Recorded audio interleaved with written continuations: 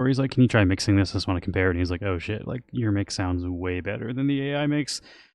And I was like, "Yeah, that's what's up. Good to know I can beat the AI still." But like a lot of people are just, I don't know. I guess it's hard to say too because a lot of people don't make money on their music, so it's like hard to justify Yeah. having a budget and paying people to work on it when you're going to release it on Spotify and make 35 cents a year on your music. Like hard to justify paying a skilled person, but it definitely does like hurt the people working on that stuff and also reduces the quality of the content. So I guess it's just like if people want to get serious about their craft, they got to pay. But for like stuff like reducing sound and like fixing, like I don't know, I like AI for tools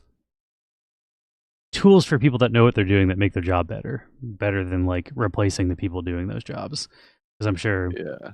there's probably going to be AI tools for entirely mixing film and shit too, and it's just not going to turn out as good. But you know, a ton of Yeah. people on low budget shoestring stuff are going to do it. But I don't know. I guess Yeah. it's the way it is. But Also, like, people who don't know how to, like, approach mixing or any of that, like, they don't know shit about it, like, so, like, for an AI to just, like, organize your shit into something that makes it easy to work on would be pretty awesome, you know? Like, yeah, I also just, like, think like setting up your project with all your files and, like, labeling everything and sorting it for you, that would be cool. That's definitely, like, something in big productions that's done by, like, just grunt work people. yeah, But in, like, I think that stuff's all when you right. work on your own, yeah, when you work on your own, though, you're definitely having to do all that bullshit, and that sucks. Like, Same with like synchronizing all your video and audio and all that shit, like, an AI could definitely do all that. AI has been syncing audio for years. Like that's been Yeah, around since I yeah, started doing audio. Not everybody does it, but like I know people that had like plugins for Premiere and stuff. But sort of like that that thing that you're talking about, where like Premiere can auto change cameras based on who's talking.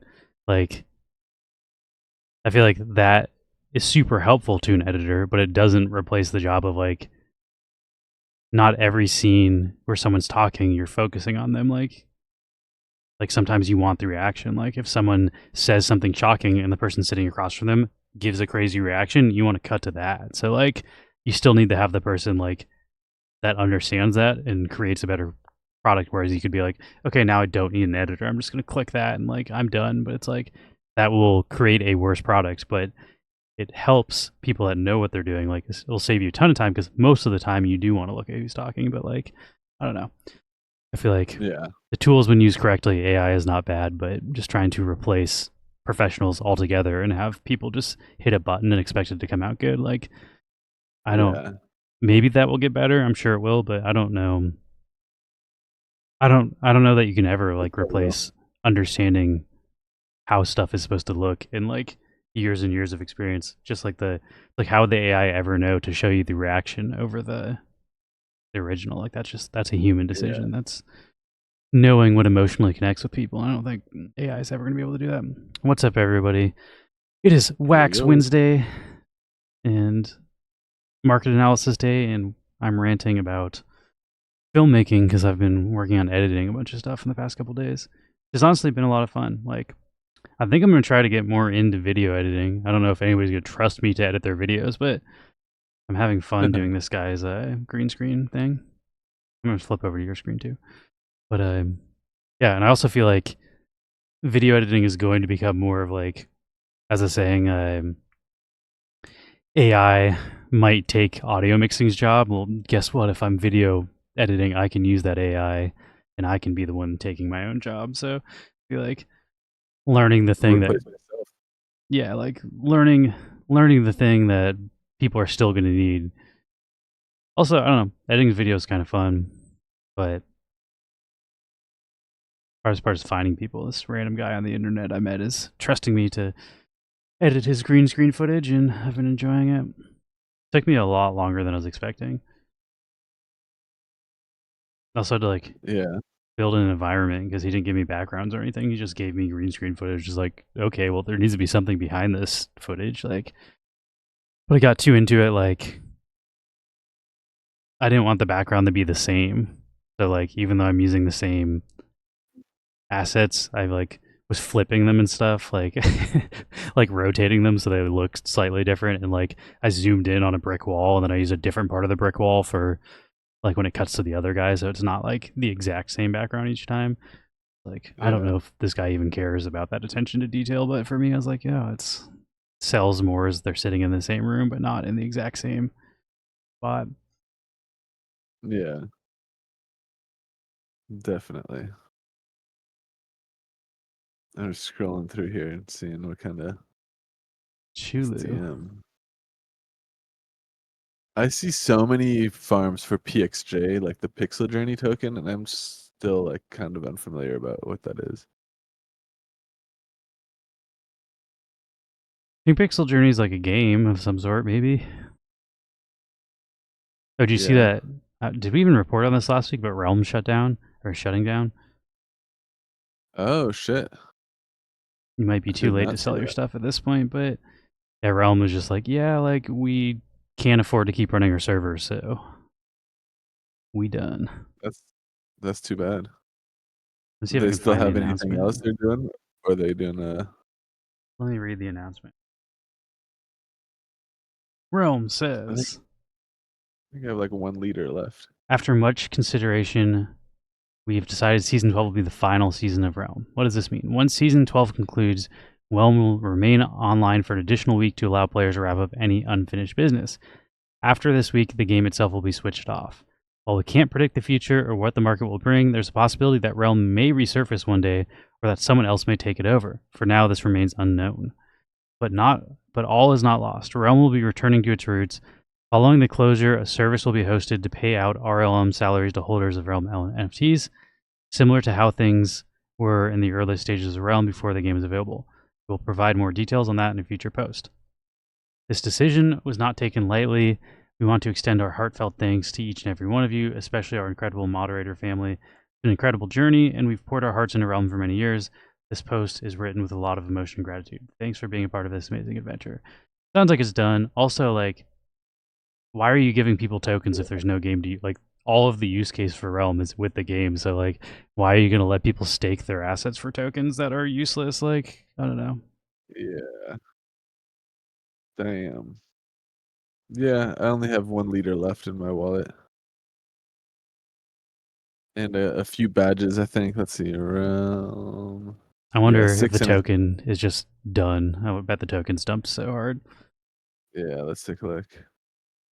Honestly, like distributing more of that token, I feel like is like irresponsible to liquidity holders. Like anybody supporting your liquidity that misses out on that is just gonna have like constant dumpage. Yeah, there it is.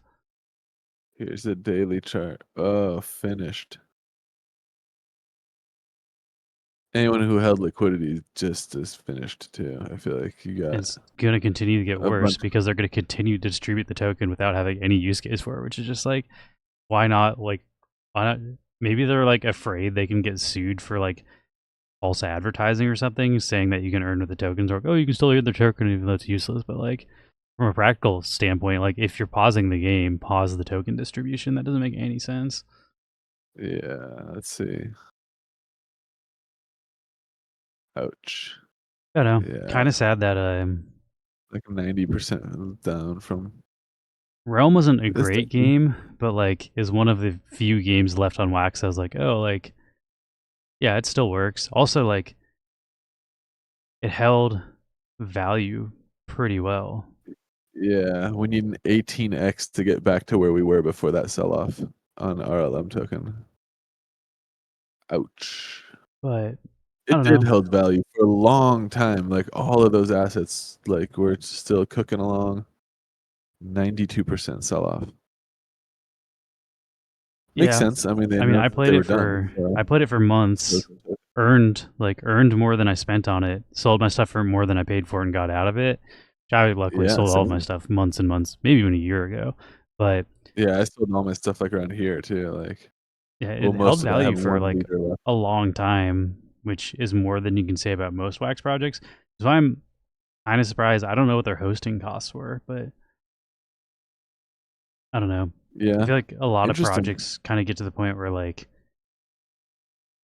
they're just not self-sustainable. Like they did all their sales, and then they're just living off that sales money, and then they can't like they did all their new sales in the Realm token, and they weren't selling stuff Yeah. for US dollars. So like, how do you make money? And I feel like that's kind of the problem with like having people Yeah. just generate endless supply of token. Almost every game that's done that has collapsed. Like Yeah.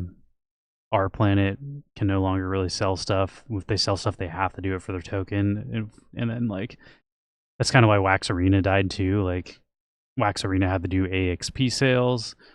Like all these games have to do sales in their token, and then they also can't dump the token without like if they get the token and then dump it, it dumps the price, which makes what they're getting paid worth less. So like if Yeah. you sell massive amounts of your own token, you're cutting your own paycheck. So you're like, next time I do a sale, I'm earning less money.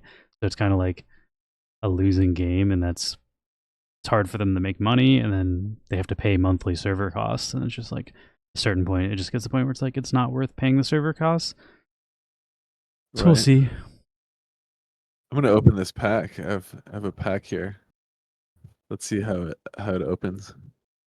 A Rick and Morty pack, since the redeemables are something I like. Let's see if I got lucky here. Rare. Number Ooh, Mr. 25 is a Meesey. decently low mint. Pickle Rick. Damn, that's pretty cool. Oh, Snowball. nice snowball. I might have to do regular Rick. I might have to A buy some of Rick, these like nice. And not I need great this. rarity. No, I don't think I you got even a got an rare at least. epic. Not even an epic. Oh well, I just wanted to rip a pack. I I think did. this set I'm going to collect after the redeemable day Yeah. because I really like Rick and Morty and I like the artwork, but I'm not sure that I need any of the collectibles. I bought this one. I just bought it on the secondary market though. It's a little bit more than I paid for it too. I think I bought it for like 840 something. It was like $25 or $24 when I checked last night. Or yeah, I feel like a lot of what has happened on Wax just comes from inexperience. Like a lot of people making games on Wax have never made games before, and Yeah.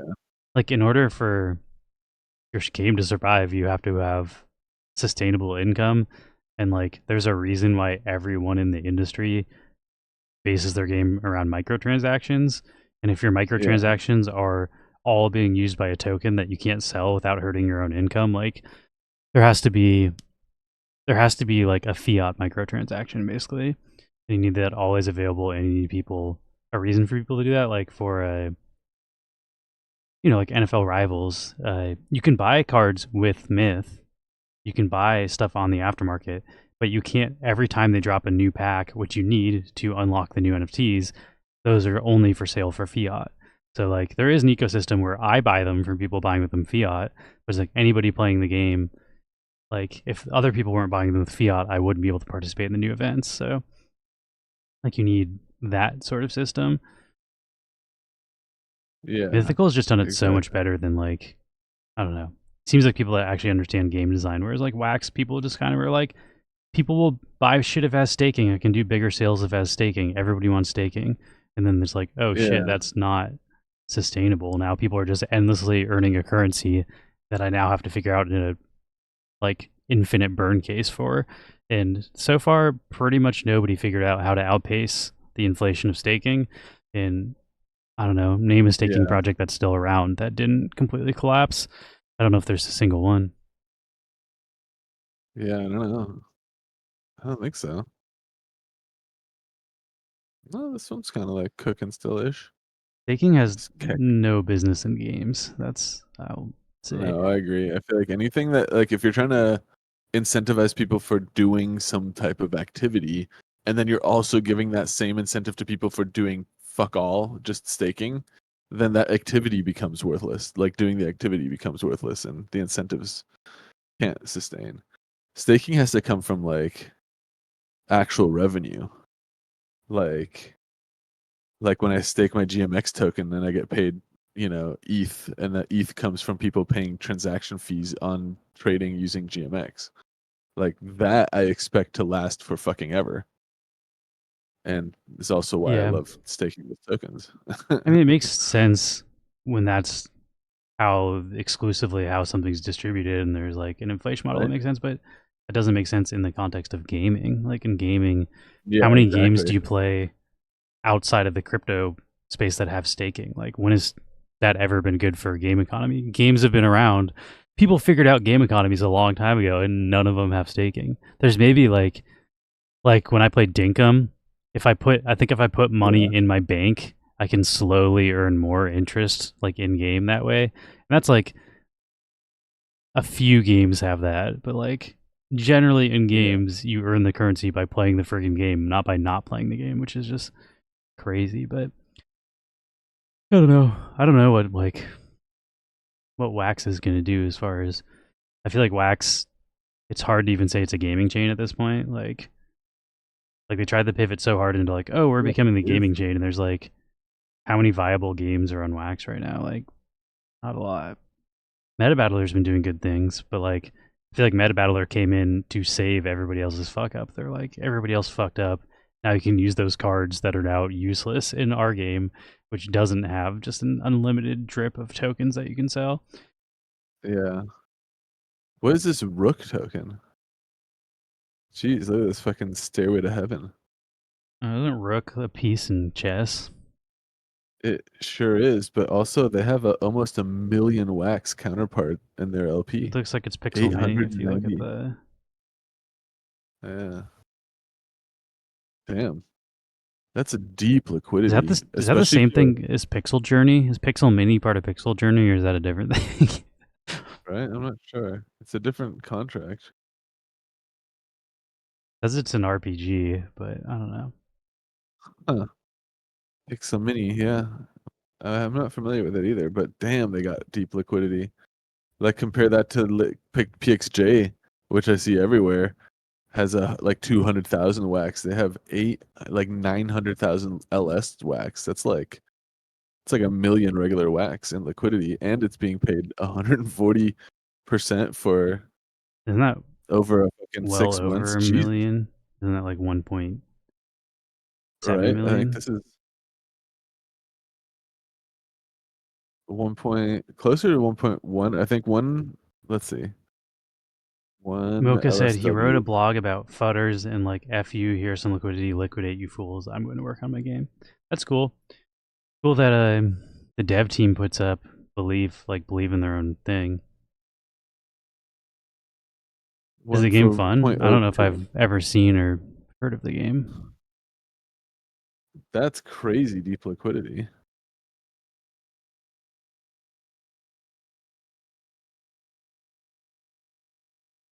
It's like close to $20,000 in liquidity.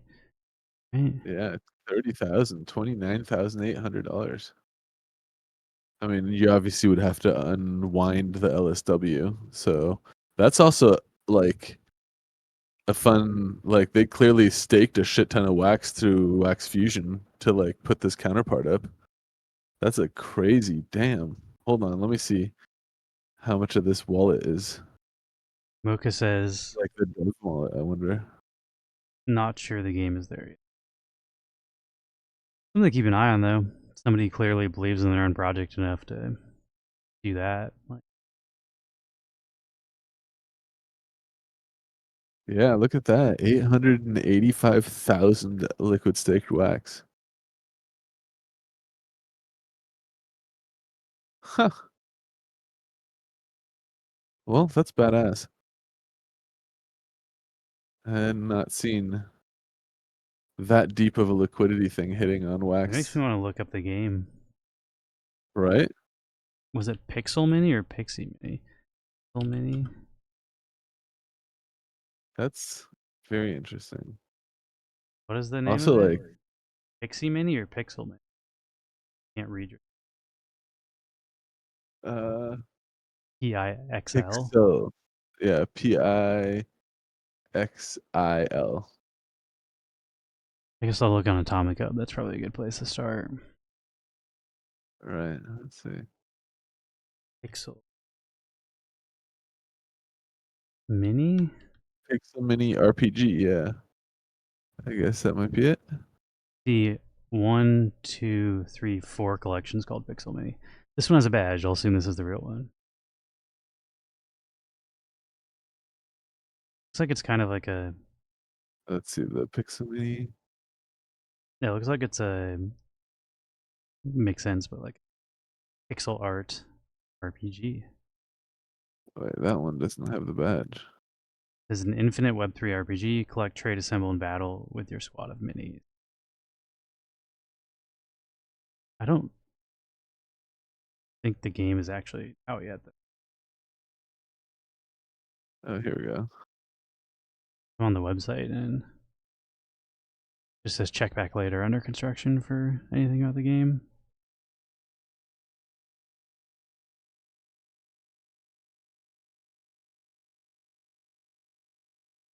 Interesting. And it looks like they have sales for Rook too. You can buy. They do wax sales and then they also do Rook sales, so you can buy the characters for the game with either. Interesting. I don't know. I guess I'll wait until the game is out to give an opinion on it.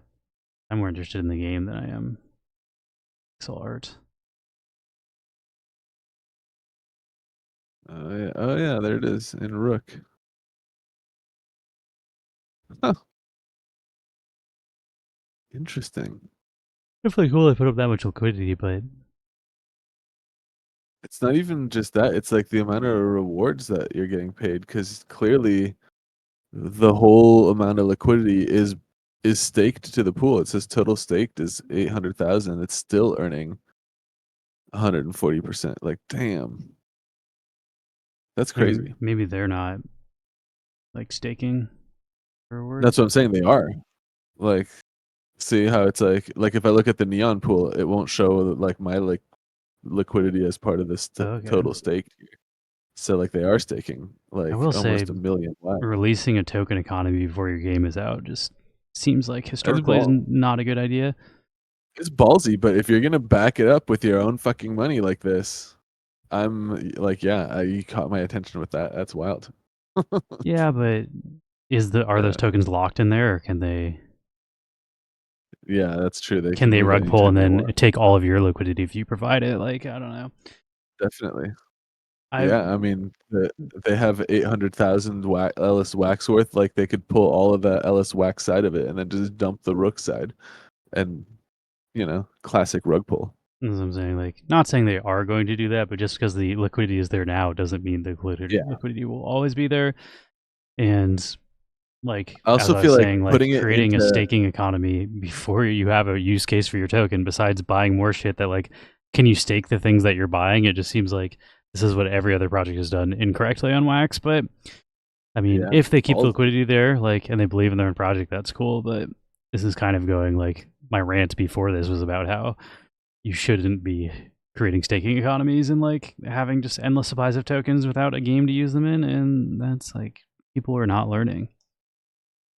I also feel like that's happening on other chains too, like even like Big Time and like some of the games I do like that are on like ETH adjacent chains, like they're still running into all the things that Wax projects did incorrectly years ago, and I feel like they're all going to learn that like this is not sustainable, which it's kind of sad that like people think they have to like promise passive crypto earning to incentivize people to play their games. Which is like maybe you should just focus on making a good game, and then like NFL Rivals, there is no passive earning in NFL Rivals. The only way you can earn NFTs is by playing, and they still have a large audience because they built a game people actually want to play, and that's sort of what's missing for most of Web3 gaming. And I don't know, I just wish more projects on Wax were focused on that, like less on here's all these ways you can earn tokens and more on like here's a game you actually want to play. Right. But we'll see. That's true. The token earning side is definitely, yeah, it's a weird challenge just because it's like you do have, if you do create a game that's like fun to play and has a way to earn an in-game like currency, you do want that currency to be like spendable, so there has to be liquidity for it. But I feel like incentivizing a liquidity environment is pricey. I don't know that you should even have an in-game token that you can earn and then sell and then spend. Like, why shouldn't it just be an in-game token? Like, why is it not like Meta Battler points? Yeah, the Meta Battler approach is pretty solid, where it's like you can earn the points and then spend them on your stuff, and you can sell the stuff, but you can't sell the points. Or NFL Rivals. NFL Rivals, there's coins and gems. Those are two in-game currencies. They're not on That's chain. true. You can't sell it, but you can use them to upgrade the NFTs. And then a level 10 NFT sells for more than one because it takes time in game to earn it. But like, I don't know. There's very Yeah, few examples of like and you being can able to earn fucking a buy token you can them. sell in game, not just attracting people that are wrecking the Yeah. economy instead of people that actually play the game. That's the whole thing is, like, I'm sure that, like, certain players have more of that in-game currency than they need ever, but then a lot of, like, newer, smaller players might, like, do a microtransaction to buy some of that in-game currency from the developers, which makes the developers money, versus, you know, some massive whale just dumping their excess supply, and, like, the developer not getting anything. That's 100%. Makes Like sense. I've seen people that have like 100,000 diamonds and like hundreds of thousands of coins in that Yeah. game, and they would 100% just sell it if they didn't Yeah, if like. you could just dump it. And then the developer wouldn't get their microtransactions, and then they can't keep developing the game, and the whole fucking ecosystem collapses. So it's like, Yeah. I don't know. Maybe Like, this it's a pixel fun mini thing will work idea, out, but but I sort of think it's a like example of everything I was talking shit about. But it is cool that they believe in their ooh, project enough to put up that much liquidity, and if they actually do build a fun game. yeah. Oh, there's Pixel Mini right there. Sorry for talking shit about your project while you're in here. We only do that in secret. No, it's I was saying it caught my attention because of how much liquidity depth it has. Very impressive, like million wax counterpart liquidity. And there are ways That's to make wild. tokens you can't sell in the market, but not on chain necessarily, like off chain tokens. Yeah, that's true. There's yeah, you can do like also what is it called? There's several like tokens where you can make them with a whitelist, like you can only send them, you know, to whatever game contracts are whitelisted. And the game contract could send it to you, but you can't send it But to other that's wallets or why even bother though having it on chain? yeah. That's just it's going to cost you money to mint the Yeah, that's token. It's going to cost yeah. CPU every single time. Like, why not just have it be off chain? It's a way. That's true. Plus, games in general, like the meta changes, and so does the like distribution of token economies. And so, having it all like not on chain makes it much easier to like evolve as the game evolves. It's not like a game economy comes out like day one and never ever changes or evolves, especially with like online games or you know Yeah, bigger. they've changed the way that like the in-game currencies are earned several times in Rivals. People that got them early still have it, but Right. Yeah, I remember there was definitely like opportunities to make stuff that became way harder to earn later on.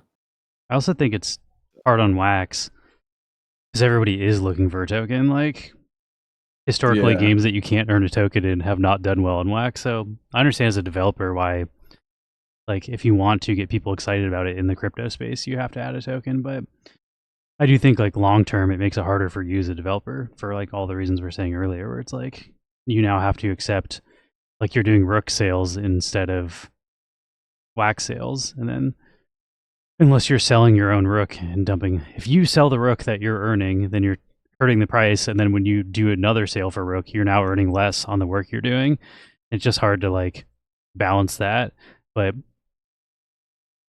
we're saying that's long true. term, That's definitely you need some sort of way to incentivize people to pay with fiat long term. And like the way it works the best really is when it's both. Because NFL Rivals has people that don't mess with the crypto side of it all. They're only playing the game. They're buying stuff with fiat. And then there's some people who don't buy anything with fiat.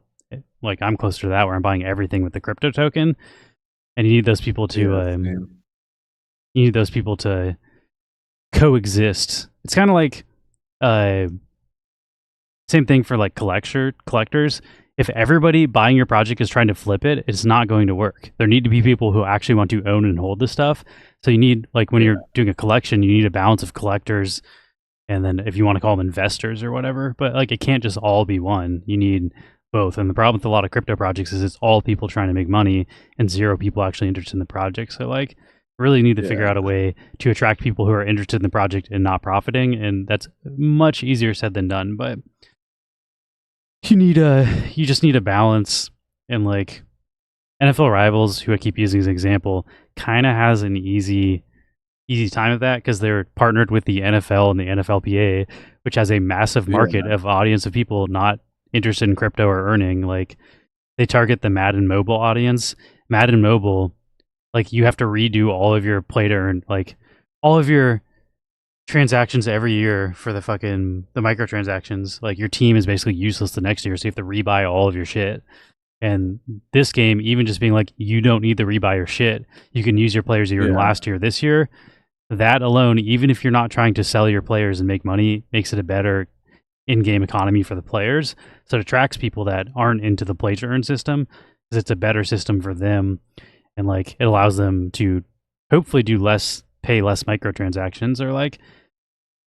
But then it also attracts the people who are just trying to earn, and like everything they get, they sell. So like I feel like you need both. You need to attract people that are interested in the project for the project, and that's easier said than done, especially on Wax, because Wax, I feel like a very large percentage of people on Wax are not really interested in supporting projects or even fun necessarily. Like they're only interested in the bottom line and finding stuff they can sell later. So I don't really have a yeah. solution Here, for that, but well, I also have pulled up the RLM is like another long-standing token. Says the daily chart. It's been around on Wax for years and working as their in-game token, and it did like kind of like Lewis and I both played the game and like earned, and it all worked pretty well until recently, I guess, when they ran out of and said that they were pulling the plug.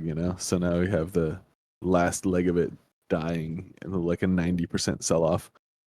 But that really does suck because it comes that thing that you were talking about of like not being able to raise money if you're only or if you've created a token economy that requires you to now do sales or raise money in your own currency, and then you're stuck not being able to sell your own currency without tanking your earning potential as the developer, which seems to be what happened with Realm even after a few years of running. But yeah, it's definitely like cautionary tales are all around for this type of like stuff, but it's also a new development to see a developer team putting up that amount of liquidity and just being like, yeah, well, here it is. also Like, let's see how it plays not out. easy to It's figure it definitely out. If it was easy, we wouldn't have so many projects failing on Wax. Also, like even stuff like I feel like the economy for what is that game that we were paid to promote? Like I don't think that's smart either. The like Elysium or Illuvium, something yeah. like that. Like I don't know Illuvium. that everything you earn in games should be an NFT you can sell. Like I don't think that's smart, Yeah, but they just have so much more money that like I don't know. Same with like big time, like games studios that have like millions of dollars. Like I feel like they do not the smartest things. Like they're too influenced by the crypto economy stuff and not yeah, focus on game design. And I think that's going to bite their ass in the long run. But I don't know. I think as a developer, you need to find a way so that people who are interested in your game can support you without without being able to spend the in-game token exclusively, because you need to find a way to earn money if you want to do it sustainably, especially like if you don't want to get burned out and bitter, because like I feel like that's sort of like where RLM probably got. They're like, yeah, we've been like working for free, we can't earn money, and we've been doing this for 3 years. Like we lost all yeah, the money from our startup. Like we have no way to sustainably make money. Like I just can't keep paying money for the server. So like even if like I don't know, I feel like even if it works for a while, like you want to figure out a way to earn money sustainably, and you don't need to like be gouging your customers or anything, but just finding like a system that is both beneficial to you. And I'm trying to think of like I don't know the structure of your game. Louis says that I inherited money, put 98% of it into my project. That's where the liquidity comes from. I had a stake to earn 8%. Now that LS Wax exists, I was able to provide liquidity and still earn. That's cool. that's badass. What Paka said, I'm if you curious. look on IG Vault, you can buy max level character stuff for 200 to 300 on Dofus Dofus MMORPG. That's what I would expect to earn by playing a crypto game, not a wage, but a few hundred if I want to sell my account after a year. And then Louis said the problem with that is players will take shortcuts, and that's the ultimate shortcut. If you want player retention, you don't want to let people buy out from it. I mean, the way Rivals does it, which honestly, as of now, Rivals is the most sustainable game economy I've seen in Web3, and they're consistently bringing new money, new players.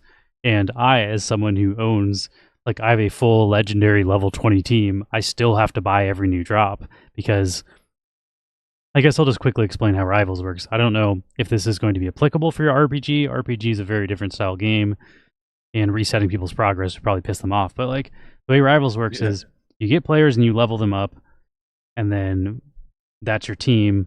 But each, we'll call them not seasons, what do they call them, program. There's a new program every month. So every month there are new cards, and in order to unlock the new cards, you need players from the new program. So like if I want to do, they'll be like, you can earn a free pack from this, but in order to earn the free pack, you have to have 2 or 3 cards from the new set.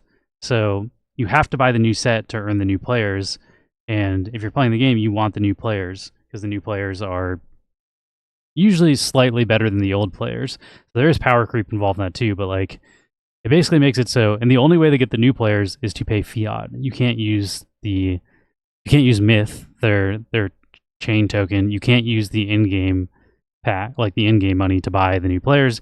You have to use fiat. So every month they have a new fiat income, and then anybody who wants to actively unlock new stuff, which would be the earning side of the game, has to at least buy some of the new stuff. So like I've been able to manage the economy as a player very well, where I earn more than I spend every single program. Like I get new cards, and the cards I get that I'm able to sell are worth more than the old cards, but it's because they created a system where like people have to pay real money for the new stuff, and they created a system where like the people that are trying to play to earn can also, like, the way you earn is like if I level up a card to level 9, the people who are trying to earn like the highest tier rewards don't want to use their in-game currency on that. They want to level up the legendary and mythical cards, so they will pay a premium for like the level 9 epic or rare cards. So like I can use my play to earn the in-game currency, level up the stuff I buy, and then sell it for more than I bought it for. But like,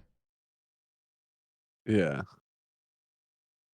See a lot of projects on Wax where the game is just buying new stuff. That's true. Yeah, buying new stuff constantly is kind of the meta for like the big successful games out there, I think. yeah, I But mean, it's even if also you look at because like Diablo, the way they did the Diablo yeah, mobile, which is like the free to play Diablo, was very much microtransactions. You had to buy these like keys to go do dungeons, and if you wanted the best gear, you had to do that. That's also sort of like most of like I've talked to a few game developers or heard them talk about this, but like I'd say that like 95% of your income as a game developer comes from 5%. So like your game honestly needs to be designed as a way to get the whales who are interested in being the very, very top, the people who need the absolute best. It needs to be a system to make them continue spending, basically. Like the entire ecosystem can thrive around it. And like people like me who aren't willing to spend hundreds of dollars for every new program, but there are people who like have insane amount of money who on mobile games that literally you can never earn from playing the mobile game. Like it's just to be on the top of the leaderboard. Will spend thousands of dollars still on their like Farmville or whatever. Like, and those are the people that fund the game for all of the free to play people. But like you need the people that are on the top spending to continue developing to build for the people on the bottom. But it's like that's sort of how like the entire Rivals economy is based around. I don't buy all the new legendaries every program, but there are whales that need the new legendaries every single program to get the new mythical so their team can stay on top. And those people are spending like literally hundreds of dollars every month on the game. And those are the people that are funding the game, like more so than like, I don't know. I feel like those people spend more than most people just maybe getting a $5 pack or the season pass. Cosmetics are also good too. Like, because if you look at like Overwatch or Counter-Strike, Overwatch and Counter-Strike, there is no pay to win. You can't buy progress. You can't buy things that make your characters better. but they're consistently releasing new skins, and then the secondary market, at Some of least the for fucking Counter-Strike, later skins, like some of the skins last season were like $40 or $50 for a single character skin, which I mean the skin looked cool, but it was like you fucking out of your mind. well, that's what I'm Like, saying. Where like, as a game developer, I think you need to target the people that like. There's some people where money is not an a few option. streamers, yeah, some streamers who play Overwatch for a living definitely bought those skins like day they came out, and But I mean, they're not dumb. Blizzard's not dumb. They're making more money overcharging than they would like doing like $3 skins that maybe more people would buy. Like, I don't know.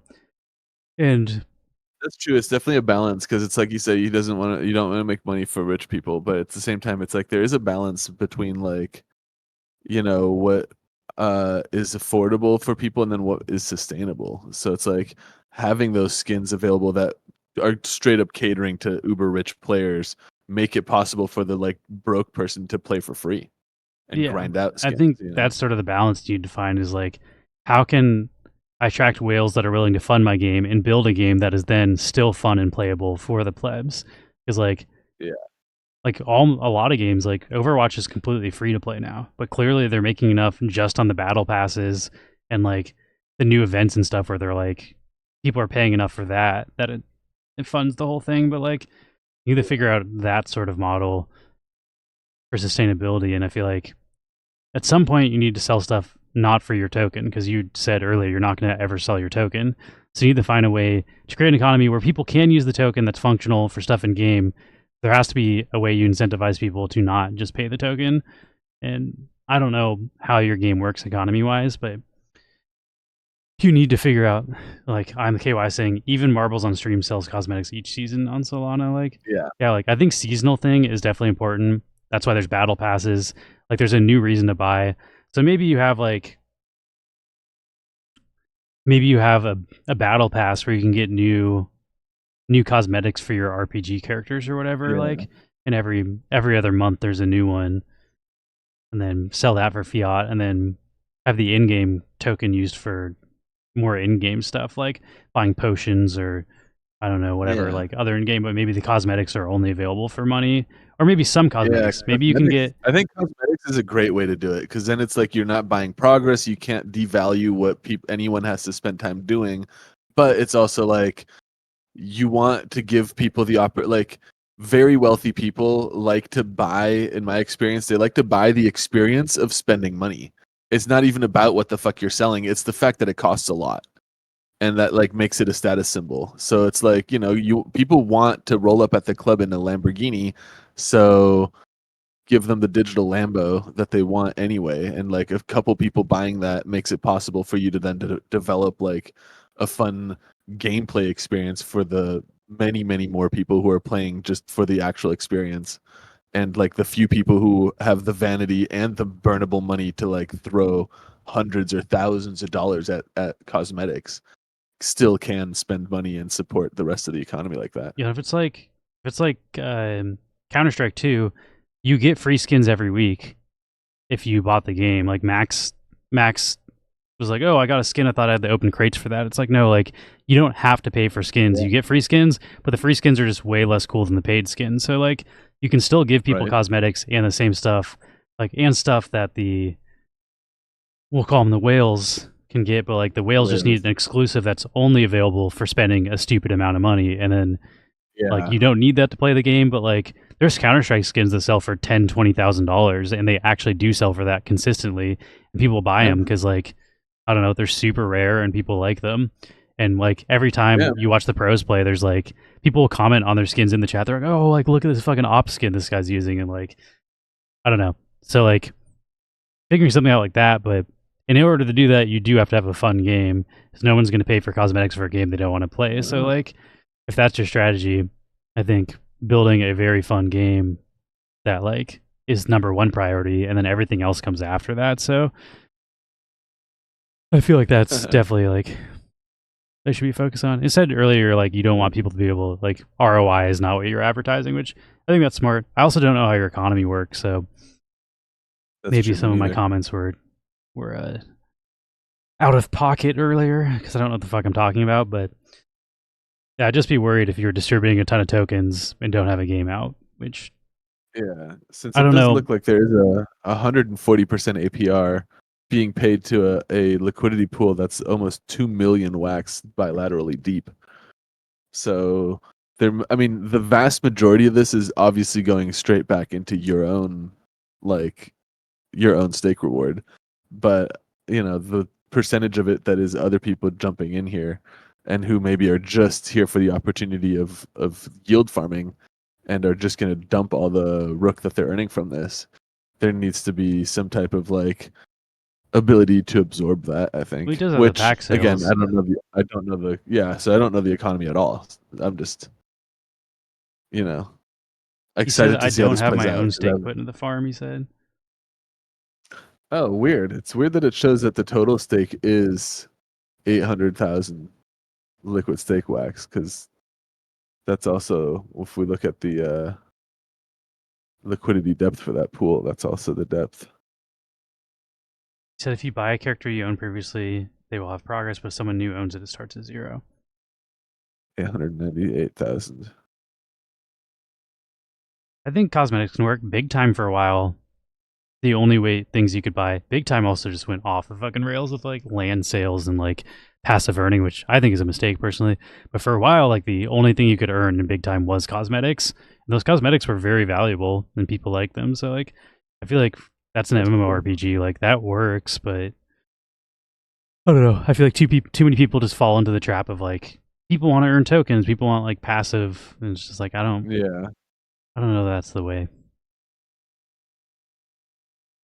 let's check.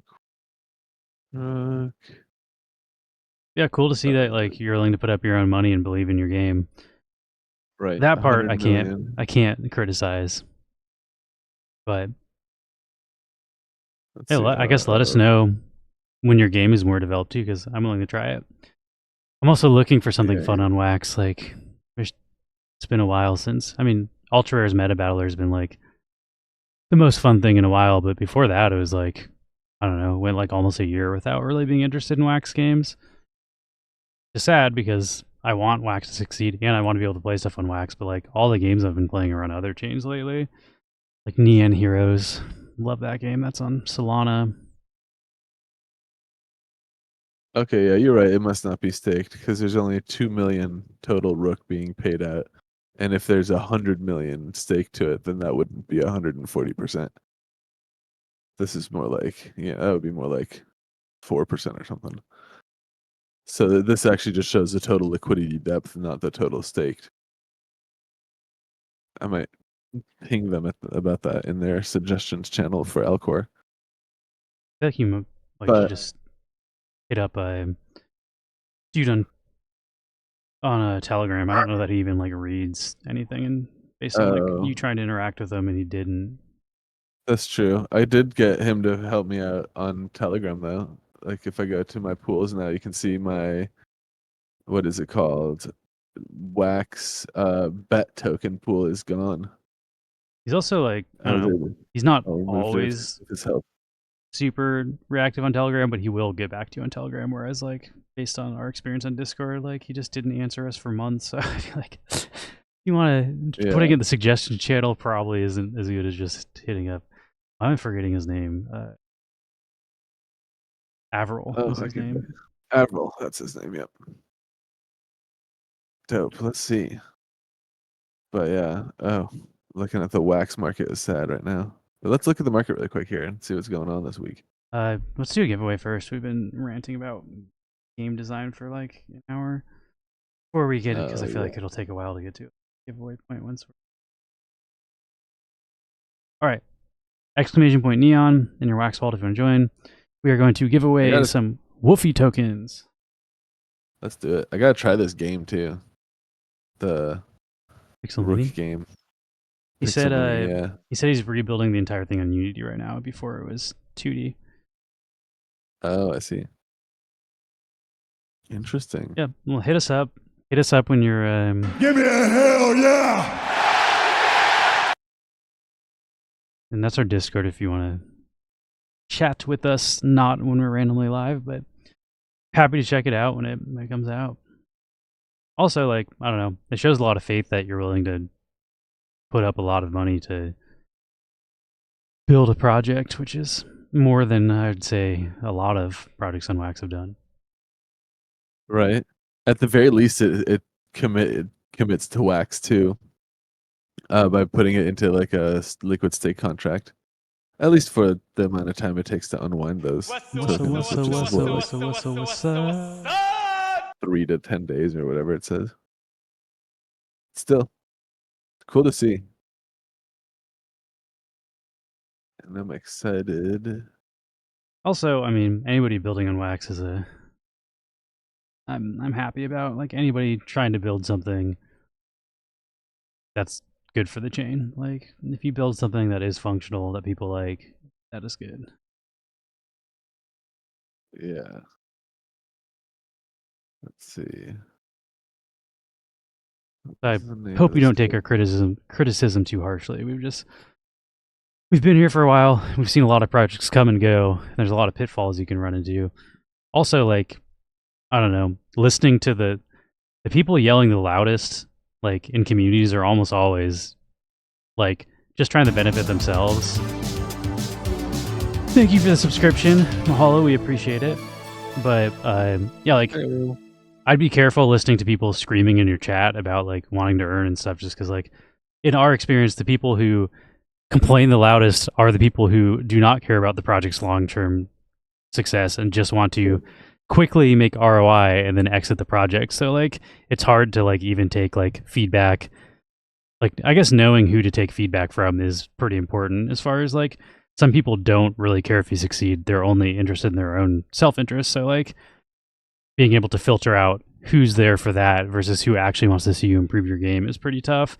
We've seen a lot of projects like, I don't know, like end up doing the wrong thing because they're just listening. Like I'd say like Nova Rally is a good example of that. Like everybody wanted Nova Rally to be a staking game, and like Sammy's now come out and been like, yeah, that was a mistake. Like we should not have made this a staking game, and like we're trying to pivot into other stuff, but like it's such a mess because it was a staking game, and there's so many tokens out there now that they have to like figure out how to use, but it convolutes so much stuff.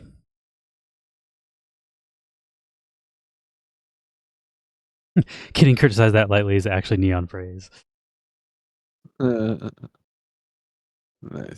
Yeah, it's tough. It's also like easy from the sidelines to be like, Yeah, you're fucking up, but we've also made a bunch of mistakes for our collection, so we are not innocent as project leaders, and we've spent years trying to fix our mistakes. That's the problem with making everything on chain, is when you make a bunch of mistakes on chain, you can't just undo them and be like, yeah, by the way, we fucked that up. We're gonna clear the in-game economy and restart. But you can't do that when your economy is on chain. All right, let's do this giveaway. It'll be for 1,000,000 woof, and then we'll get into some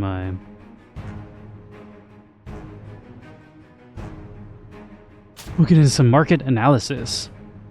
Also, thanks for coming in and talking about your game. I'm also I'm a Lewis, but I feel like Lewis and Louis we're pretty much the same. There's Louis, there's Lewis, Luigi. Somebody's telling me another one the other day. I feel like there's a Lewis in every language. Is there a German Lewis? Max? I'm trying to think. German Lewis. Are you guys close enough to France that there's just Louis over there too? Yeah, pretty much just Louis or Luis. Luis. Luis, I always think of as like Mexican.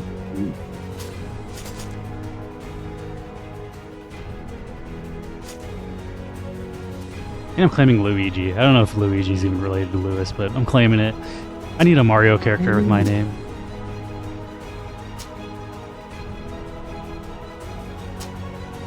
Yeah.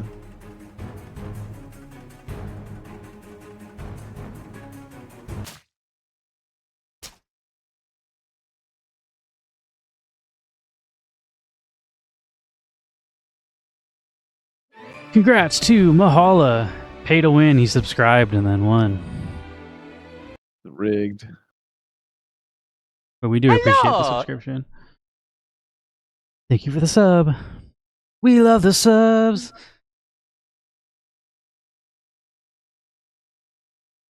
Smoke weed every day. all Ah. I gotta check on my rival. My alarm's almost going off. We've been going for so long. Might have to refresh my opponent. I'm pretty excited for Neon Heroes coming back. That game I actually like really enjoy. I also like it because it's hard. Like so many Web3 games I feel like are just pretty easy and you just kind of grind the easiness over and over. Like I get my ass kicked sometimes in Neon Heroes, which I enjoy. Like I don't know, when games get too easy I lose interest in them. So like knowing that there's people that can just fucking pull off wicked headshots that I can't, like makes me want to get better. That's why I like Counter-Strike so much. People are so good at Counter-Strike, like the ceiling versus where I am. Like, Yeah. I spend years playing it and not get as good as those people, which makes me want to spend years playing it because I want to be better.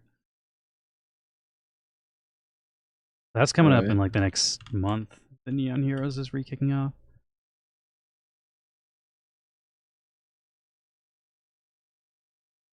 All right, I believe the prize has been sent. I didn't check what the price is, but I know where Wolf is at these days. New forms up! Exclamation point Neon if you want to join. Louis said I played Luigi on Smash Brothers, even though he's kind of a silly character. Luigi's the shit, dude. I loved him. His karate chop. Was he the one that had the air? Was he the one that had like you can do like a smash up B smash where it like does like the? Or is that Mario that does like the fire? Yeah, no. If you do it just right, it does like the cring. And, like, Is that Luigi? Fucking wreck people. Yeah, that's Luigi. Yeah, I used to like that one. I've always wanted to. Why is Waluigi not in Smash? Waluigi's like kind of my favorite character in the Mario universe. I like the evil Luigi because I feel like I don't know, evil Mario is like the main one, but Waluigi is just like I don't know. I liked him from I don't know when his first showing was, but I always played him in Mario Tennis. I used to always think because he's taller, he could spike it better, which was my child logic. Which I don't know that there are even stats in Mario Tennis, like, but I've been playing him since Mario Tennis on N64. Waluigi's been my guy, and I'm like, they have so many characters in Super Smash. Why is Waluigi not there? Oh, I know. He comes out as like a support whatever guy. I don't know. It's lame. Wario's pretty funny. Wario's like the biggest troll character in Super Smash there is. Like I don't know that people play him seriously, but like he can eat people and fart on you. Like and he has that motorcycle. He's so obnoxious. I feel like you don't play him like he's not meta. He's not good, but like all of his moves are just obnoxious, which is kind of fun. Right. Definitely. God, I want to play some Smash again soon. We haven't played Smash in a while. Right. Let's look at this. Look at this Bitcoin market for now. This week has been the recovery after a pretty big old sell-off. So we had this. We're looking at the daily chart now. So count back. This will have been this past week where we kind of like fired right back up after having a huge dump, but only kind of like to daily support. Or I guess daily resistance, which is our strength band here, getting rejected there and moving down now.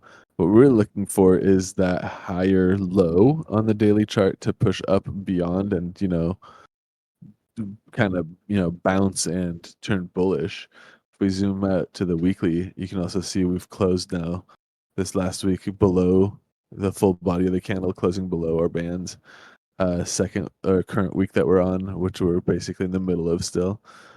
Still looking pretty weak and looking like it's closing below there too. So weekly starting to like not look as clear anymore, but man, like very clearly volatile. Look how big these weak candles have been and how quickly the market has moved over the last few weeks.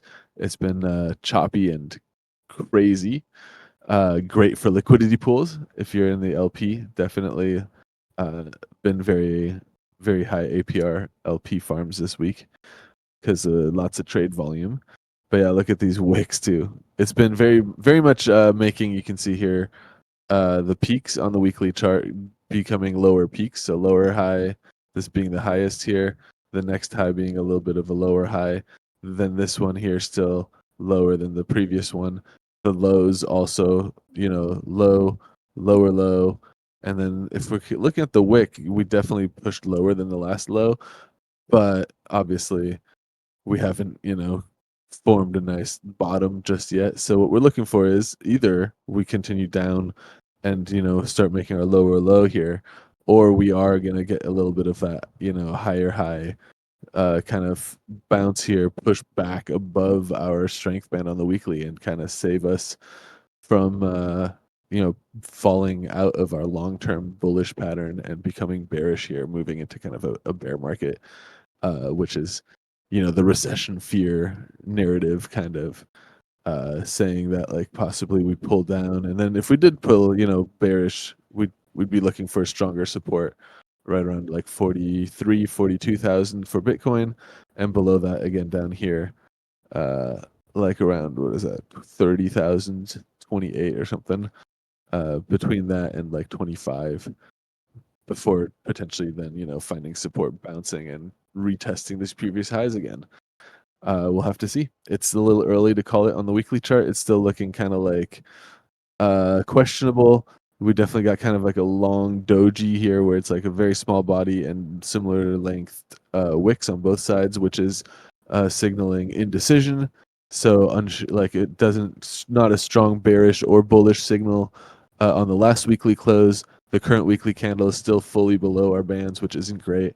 And then if we look a little closer on the daily chart, we've gotten, the sell-off, the initial sell-off kind of like found our support around here, 50, 53, 55. We've since pulled back, retested the daily resistance now at the strength band. You can see we've been wicking to it and testing it over and over and over again. We are looking to make, hopefully, this into the base for a higher low, and then continue up to hopefully start making higher highs again. Although we can see we've been making, here's the daily chart version of that same peaks, our peaks going, higher, high peak to a new low, lower high, lower low, lower high, lower low. So we're possibly also making a lower high again before moving down and making, continuing the sell off. So right now, undecided. The weekly looks kind of like questionable. The daily chart is closing below the band. The weekly chart currently below the bands. So on the bearish side of things here, we still have room to continue pushing up. Volatility has been high lately. Like we can see, these candles have been huge, these wicks huge. So the market's been swinging really aggressively. It's a good time to be in an LP, I think. It's a difficult moment to kind of like choose a position to take, long or short, because of the undecided kind of projection here from the market. Let's look at Wax while we're looking at charts now too. Wax on the daily, or Wax on the weekly chart, it's kind of lost. We had gotten a big sell off, started to find like a new low recently, and then we did get that little bit of a rebound, which here on the weekly chart you can pretty clearly see was a retest of our weekly resistance and a failure to recapture that resistance into support. So a rejection, which caused another lower low. If we go now to the daily chart, see that same kind of price action on a little closer. You can see we got our big sell off here. We've been pushing down. We've been below daily resistance here for a long time, until not too recently, or I guess till recently, like last month or so, we kind of were, looking a little more optimistic. We formed a higher high than our previous kind of like floor. Then we bounced, created kind of like a higher low than our previous low. Then we kind of made a double top. So this became when we looked at it last time, or when we looked at it a little while ago, we were like saying this looked kind of like that golden arches, McDonald's kind of shape, which totally did play out. Where normally what we'd want to see, a double top like that is a bearish kind of trend. So then we, dropped down to our support. What we wanted to see was a bounce here. Obviously, didn't really find any support. Just continued falling. Made a new low, a lower low again. You can see last wick. We even wicked a little bit lower this time, formed a lower base, and have since retested the daily, and are also now riding on the kind of like daily, resistance support line here, the strength band. We're still on the red side of it. We're still with our bear print and everything. And again, on the weekly chart, still very much below it, but also closed last week with the doji. Undecided basically could be the next kind of like lower low, push back up. If we do push up again to weekly resistance, will be where we find the strongest resistance. We'll probably find another lower high if we're going to keep moving down with Wax.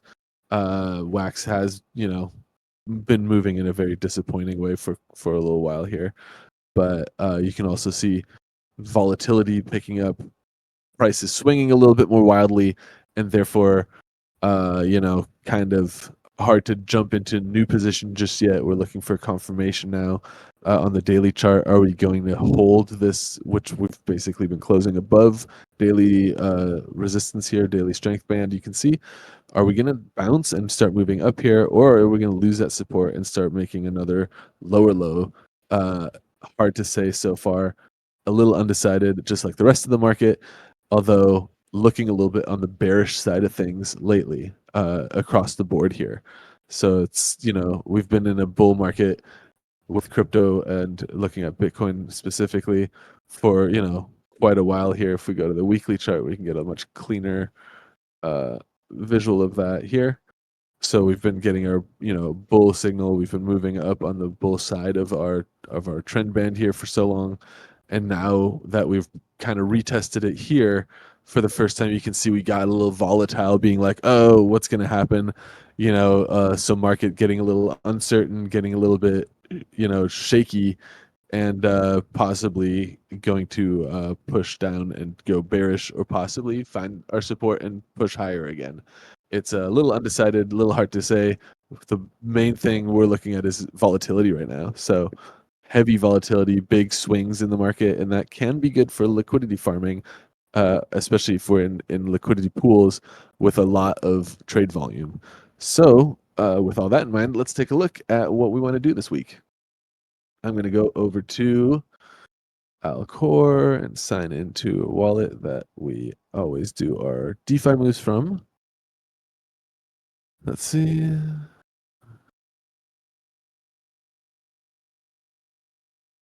Let me log in. There it is. Boom. Password. Success. All right. There we go. Let's see what we've been doing since last week. So click over here on pools under the earn tab on Alcor, and we have 4 pools on Alcor. I think we also have a pool on TacoSwap. I'm gonna log out of yield farming and log into our wallet here as well.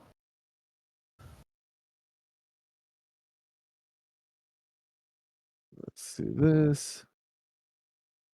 DeFi1.ftw. Boom. Liquidity. What do we have here? Yep, we have our Woof Wax position here still. Looks like we're at 313 on the Wax side. So that's pretty much great. A little bit around what we were last week, actually. And then let's go to see what we've earned. And it is, a quarter of a taco and 88,000 Woof. We'll take it. Let's start by claiming these rewards on TacoSwap. Next, I'm going to go over to Alcor. For now, I'm going to leave, I think, the liquidity alone here. Let's just look really quick what we're earning for it.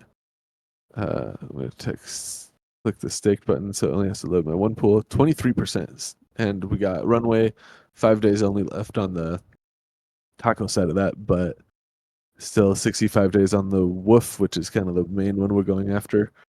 So that looks good.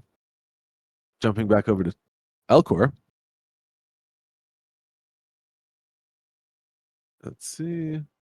Here's our pools. We're in Wax Neon. 52 Wax, not bad. Some Neon here, so we have about 100 Wax in this one. We have OHCC, which we jumped into last week. We split, I think, our LP from Wax Booty Wax into Wax Booty and HCC.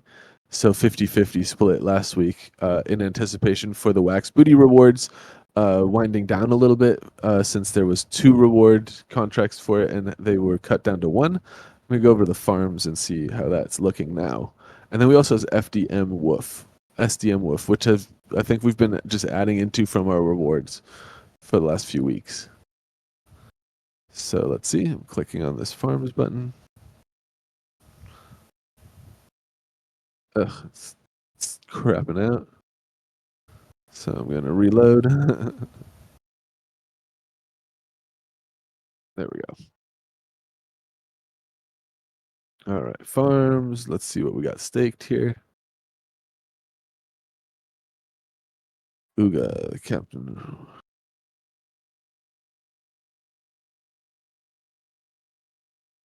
Oh, Alicor added the second rewards pool. That's cool.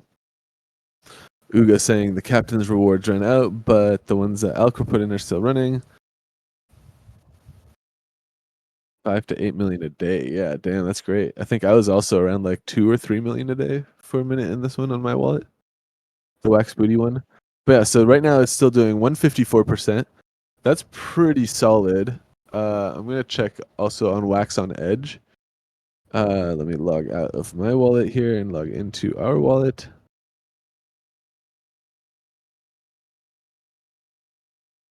But let's see how Wax Booty is holding up after the rewards got cut this last week.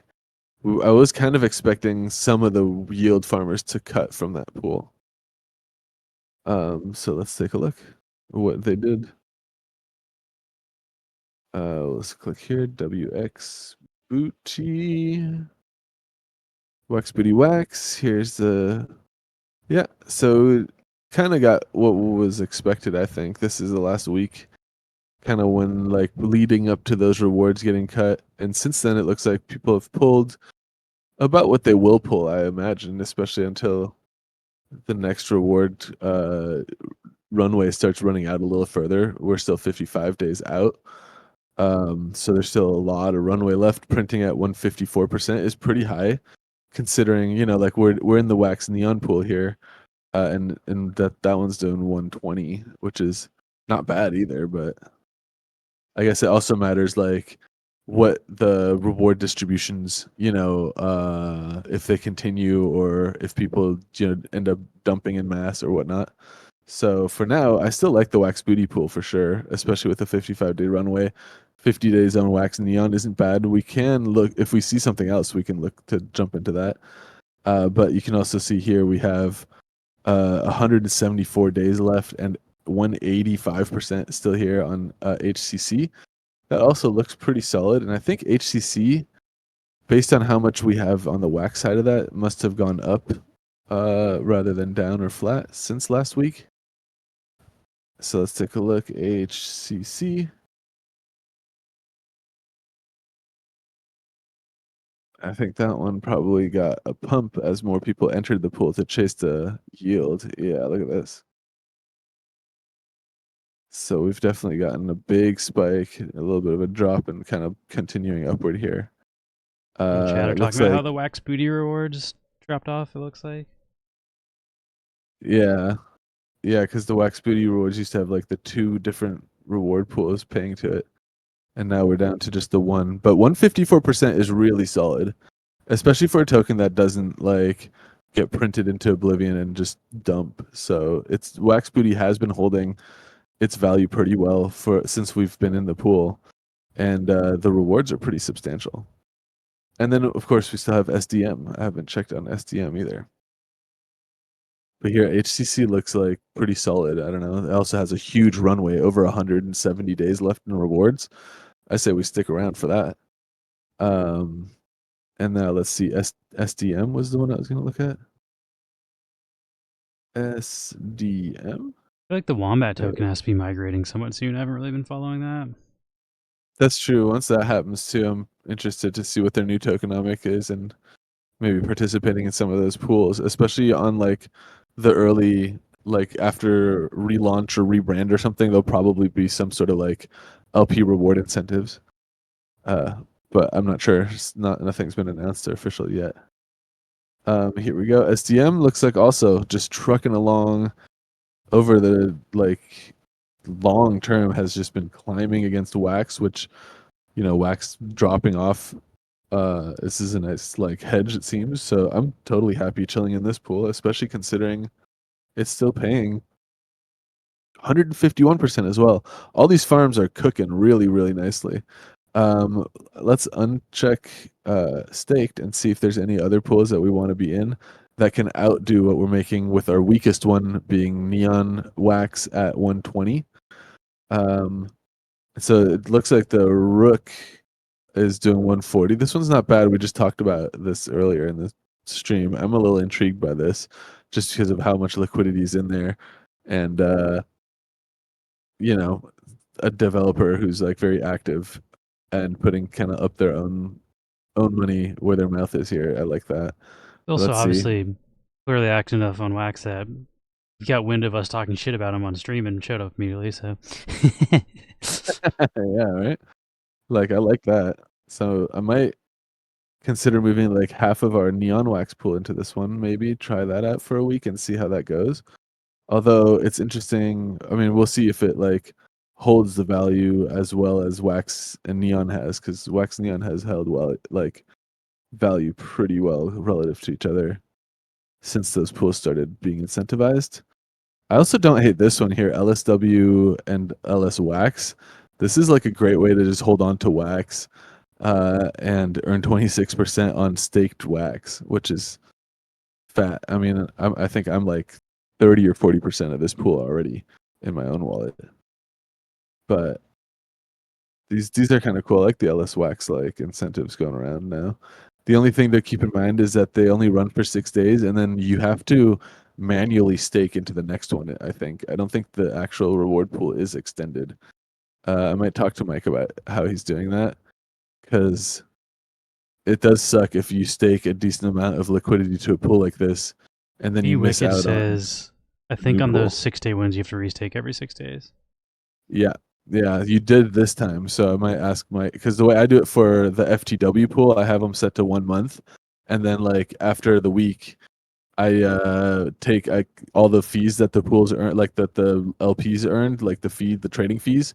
I use all that to buy more FTW, and I claim all the FTW that I earned from just being in the pool, and then I add all that back in to extend the pool for another 30 days, and that way it like extends the existing pool, and anyone who's staked to any of those pools stays earning rewards and never has to like restake. But I wonder if that's an option. I might ask him about that. Let's see, anything else? LSW, PXJ. PXJ has a lot of liquidity farms. Yuga said I was 25% of the Wax Wolf pool on the first day because people didn't restake for at least 14 hours into the day. Nice. Yeah, if you you can end up catch with those a opportunities lot. early, you can do real well. That's also I was- true on chains that aren't Wax. Like, if you're like just Yeah. watching Beefy and a new pool pops up or a new reward that you need to like stake to, you can like get crazy Yeah. APYs for like, usually it's only, people find it way faster on other chains. Usually you can do it for Yeah. like 30 minutes, but for those 30 minutes, you feel like a king. I had one like money market where I got into it when it was still like 400,000% APR, and I was in that for about like 45-50 minutes, and in that time I made like $200 in rewards. It was so fucking ridiculous. Like if you jump into those things early, you can make insane amount of rewards. And then like all of a sudden one person added like $40 million, and boom, the rewards got cut down from like 400,000 to like 300%, which is still ridiculously high for like stable coins and ETH. But yeah, I don't know.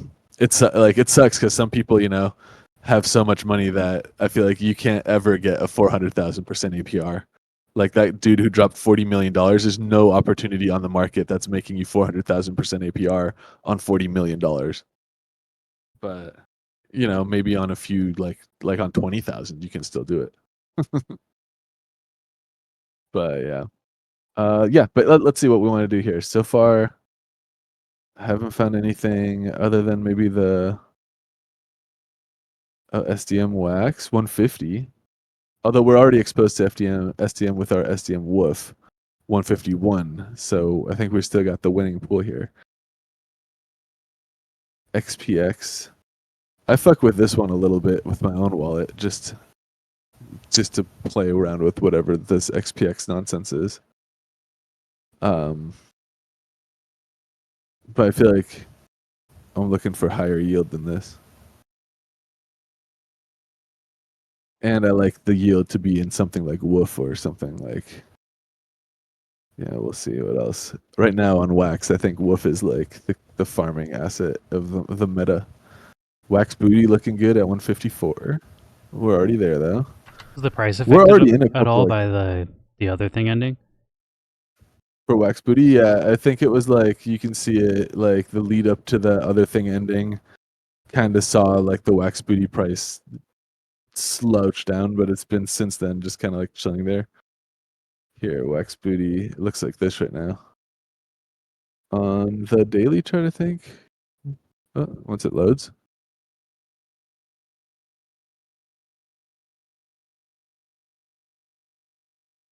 Oh, that's taking its time. Yeah, here we go. Yeah, that's the daily chart. So yeah, it's been kind of like slowly trekking down a little bit.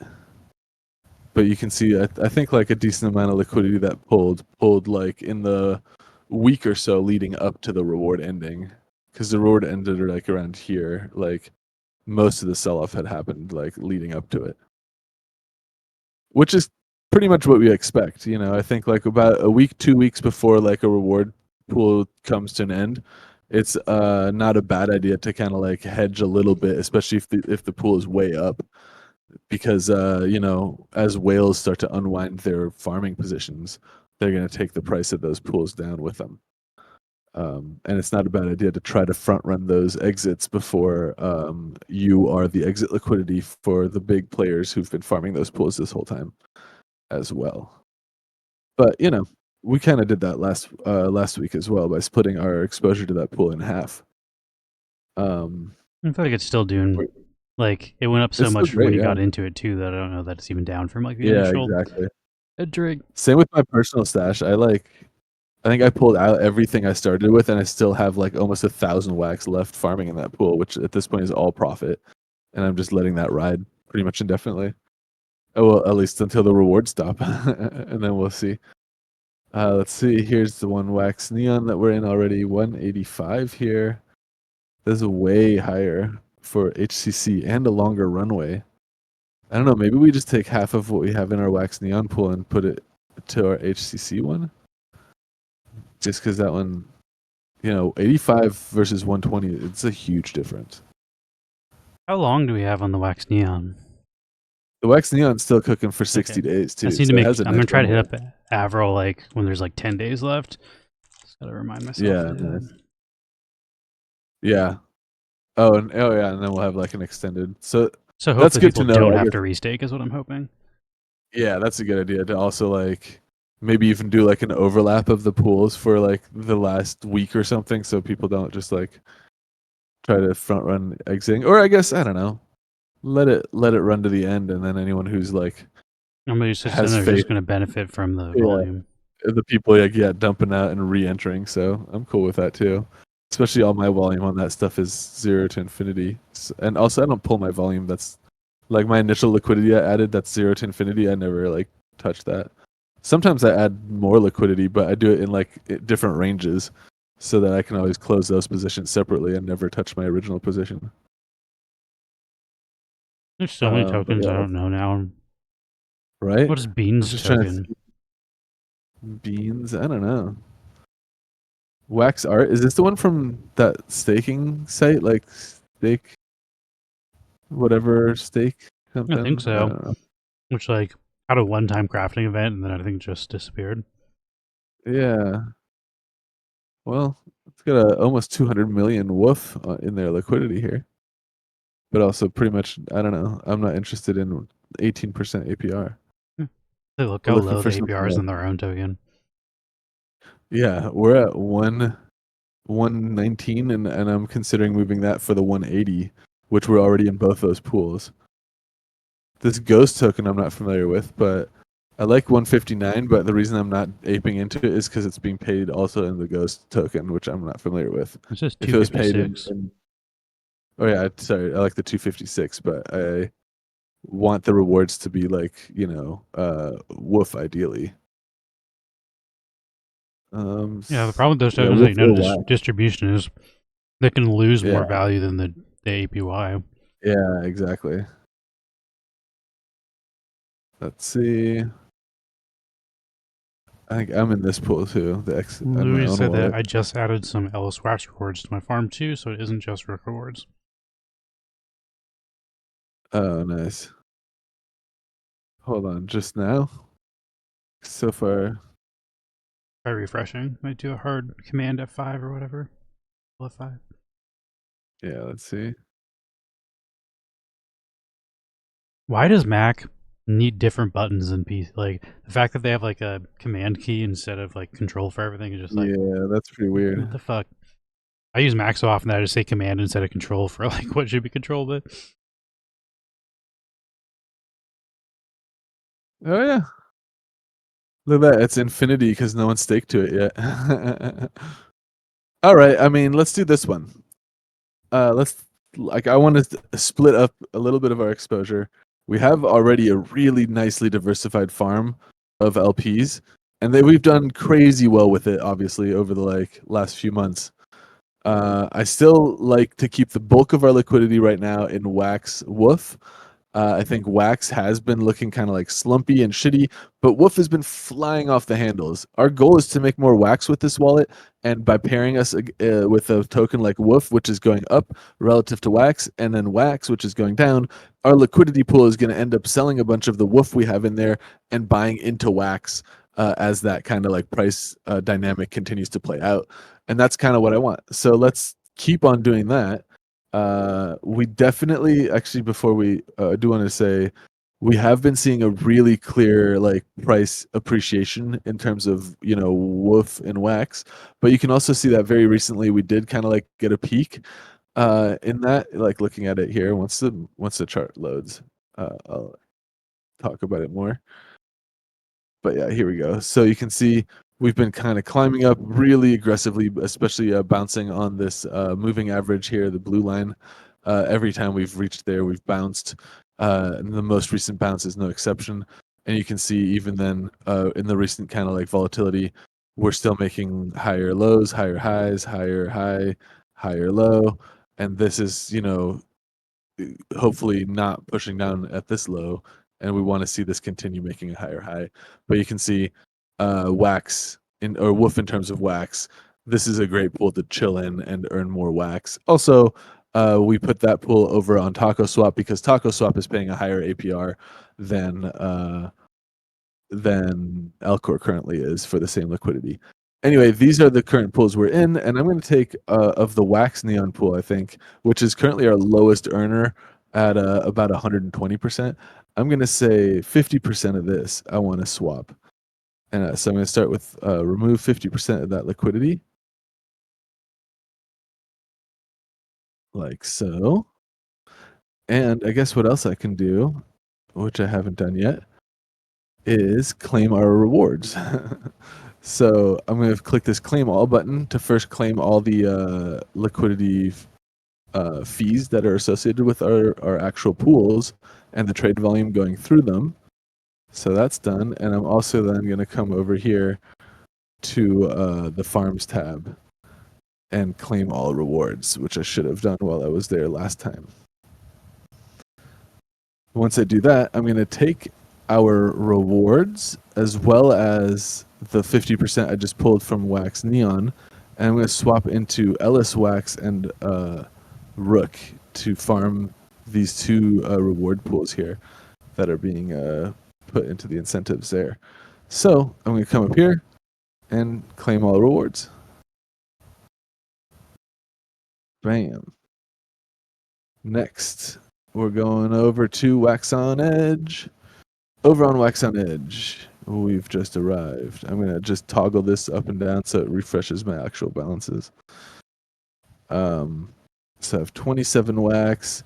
First, I'm going to turn the Wax into liquid staked Wax. There's two ways to do it. I would say you can swap for it on something like Wax on Edge or, wherever else you like to go to swap. LS Wax. or you can mint the wax using Wax Fusion, which sometimes can produce a better deal. So we'd have to see here. This is kind of off topic, but have you been doing NFL Rivals at all lately, Max? I played a little bit recently, but Have you I haven't noticed? been keeping up with the whole seasons.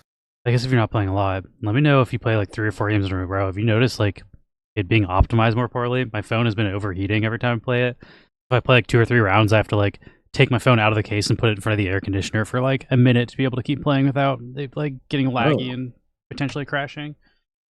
I haven't noticed that, but So I'm wondering, like, my phone's kind of old now. Well, not old, but it's like it's no longer super new.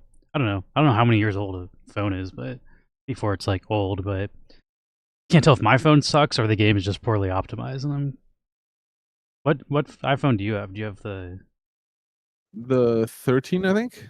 Yeah, I think I might have the X. I I'm several have. behind you, so I'm curious if your phone will struggle with it. I'm still one behind the newest one, but it's pretty new.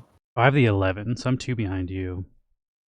Yeah, Paul has the 14 or whatever the newer one is, the one that actually has like the fucking non like iPhone specific plug. I will say I can play every other game on my phone, and it doesn't get so hot that it feels like the fucking insides are melting. So I do think they did something with Rivals that made it less optimized, but I'm curious if like they're balancing it on a brand new phone so they don't realize it's fucked up because it works fine on the new ones. Like that might be a thing. Could be, yeah. Here we go. I just did a swap on Elk or on Wax on Edge after checking the value of doing a liquefied stake right here. Now that because I also like to get the kickbacks for using Wax on Edge to trade. Next I want to do into Rook. So it'll be Neon into Rook. This is another thing that Wax on Edge kind of shines at is finding liquidity routes for pools that don't have direct liquidity pairings. So here you'll see what I mean in a second when I do this swap. It'll show us a route that should take into account. Yeah, here we go. I guess this is a pretty straightforward round, but look, it's going to do Neon into Wax and then Wax into Rook on Taco Swap instead of doing everything on Alcor. Because that's a better deal at the moment. So that's what we're going to do. Bam. The deed is done. Next, I want to take our rewards that we've earned this past week and continue what we've been doing with them, which is compounding them into the SDM pool. So I'm going to switch one of these tokens to SDM, and the other one is going to be our Woofy that we earned this week. And then give me just 1 second. Paul's on his way out. I want to go say goodbye and give him a kiss. He's on his way to do a show. Okay, give him a little kiss goodbye. Let's do a giveaway real quick. Giveaway time! I'm texting my dad about fantasy football. I'm also playing Rivals and streaming. I'm like full ADHD mode today. Should we actually? I don't know if anybody's into fantasy football, but we have 1 slot available in our fantasy football league. Somebody dropped out. Drafts in 14 days, 2 weeks. So let me know if you're into fantasy football. I won last year. You're gonna have to try to take down the reigning champ, Mr. Polish Dog, aka me, Lewis. I also won a fantasy hockey league, and I'm in first place in my fantasy baseball league. So far, I'm kind of crushing the fantasy game. Although I feel like when you're not playing for money, it doesn't count because like people don't really take it that seriously when you're not playing for money. I feel like if you win like a paid league, that's when you know you're actually good at fantasy. And I've been doing pretty good at fantasy Counter-Strike. This season has not been going well for me for fantasy Counter-Strike. I got just absolutely destroyed in this last tournament. Cologne, one of the teams that was favored to win the entire tournament, bombed out in last place, which fucked both Max and I. Yeah, it did. Spirit, what? I can't, like, it's still hard for me to believe they did that poorly. Spirits was literally the best team last season, like the most dominant team of season 1 of 2024. It's also weird that like they do 2 seasons a year. I'm used to like sports seasons being 1 a year, but in Counter-Strike there's like the fall season and then there's the spring season and then the fall season. All right, let's do this. I don't know. I'm hoping I come back to this playoffs. If the playoffs go like I'm writing the story in my head, then we'll be good. But my narrative is that FaZe is going to have a return to form. FaZe has been playing super shitty the last couple tournaments, and because of that, their players are super cheap. Like Rops is under 200k, which is crazy. Rops was literally like one of the best CS2 players in the world when the game first dropped. Like people are saying he might be the #1. He fell off pretty hard, but they've had a bit of a return to form this tournament. Like all the last tournaments, they've been like just getting wrecked, and they haven't played perfectly this tournament, but like it seemed like they've returned to form. Then FaZe is also known to step up on stage when like other teams choke because of the nerves, because of the crowd. FaZe usually rises to the occasion, so I'm hoping that happens. Rops has had a bit of a return to form. Frozen's looking pretty fucking good. So that plus the stage, I'm hoping equals FaZe. FaZe really needs to beat Vitality. If they lose to Saw, I'm gonna fucking cry because they're playing Saw first round. Saw's like the ranked 30 team in the world. They're not even a top 10 team. And they don't really ever play playoffs, so like they're not used to the crowd. So Saw should fucking crumble under the pressure, and FaZe should dominate them. I'm counting that as like a free space and bingo.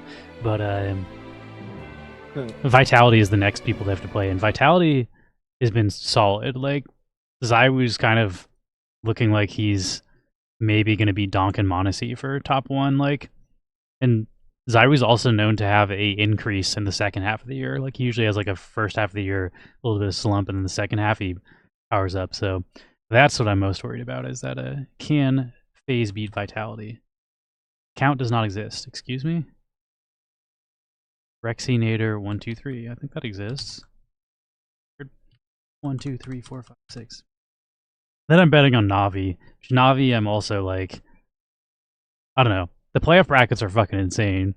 G2 and Mouse are the teams that would, whoever wins between G2 and Mouse is going to play Navi, and like both of those teams could beat Navi, but I keep betting against Navi and fucking myself over. They're my favorite team, but I'm like, I'm not going to pick them for fantasy. They just keep being the best. So I'm like, I don't know.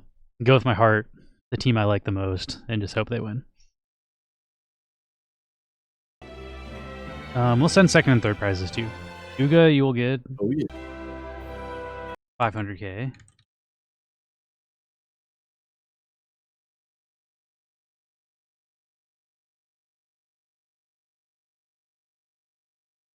And then we'll send 250k to third place, which is Ani. Yeah, the Counter-Strike playoffs start on Friday, so if anybody's interested in joining our Counter-Strike Fantasy League, let me know. The winner of the last round got 1 million woof, which is not worth a lot, but it's free to enter, so getting like $1.40 for spending 5 minutes picking a lineup is not the worst thing in the world. Right. Also throw in some FTW tokens. Yeah, Max said he's going to do FTW for this next one. That way, if he or I win, we can actually win some tokens. It'd be cool, because I do win a lot, and I never win anything. I just win bragging rights, which honestly, to me, is enough. Being able to be like, I fucking rock at this makes me feel good, but... Yeah. But it's also fun. I feel like some FTWs, we have like a shit ton, 25 million. Got a new forum open if anybody wants to join. !Neon. Mono, you're in the football league, right? We got to keep our eyes up. We need one more person to join for our draft. One of the Atomic Kings is having some IRL stuff going on where he's like, I don't have time to do fantasy football this year. So I'm sure we can find one other person. There's someone who asked us on stream who I need to find. I think they're part of the Las Vegas Ape community. That was like... Maybe you're not in there, Mono. Are you into football? Do you want to join? You've been doing all of our fantasy Counter-Strikes. Fantasy football is a lot more of a commitment though, because it goes for 18 weeks. Oh yeah. I Here, don't I'll know who I toggle was back to thinking my of. screen. Yeah, I'll talk back to it. I'll finish this last few steps we wanted to. Ooh, Monosorte said he can join. Yeah, I All mean right, the here's the next. big things for fantasy football is you just have to fucking look out for injuries. If your players get injured, you have to bench them in like your bye weeks. But like with football, like there's like no chance at some point you're not gonna run in. There's not no chance, but like you're gonna run into injuries. And then when you have injuries, then you have to go like look on the waiver wire, and then you have to figure out like who the backup running backs are. And if your backup's already taken, then you have to go like find somebody else that's viable. And that like it's just more in depth than like Counter Strike. You just kind of pick your lineup and you're like, okay, I'm good to go for the event or whatever. Yeah, Mono, that'd be dope to have you. Mono's been a consistent fantasy Counter-Strike player. Our draft is on the sorry to cut you off one more time, but our draft is on the 29th. So it's not this, it's 2 weeks from this Thursday. It's the Thursday in between preseason and the regular season, so we should have a good idea of like who was playing during preseason, and the depth chart should be set for the actual season, but I'll message you about that offline. Well, not offline, but not on stream, Mono. But I'm stoked. We might have just filled our league. Nice. Here we go. So I added to the Rook and LSW pool now, 0 to infinity range, and this was half of what we had in our Neon Wax pool. So now, if I go back to farms, let's see. It'll take a second to load as usual.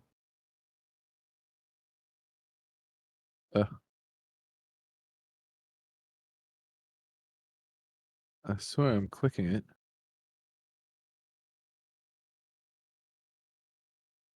Maybe just have to punch farm into the URL.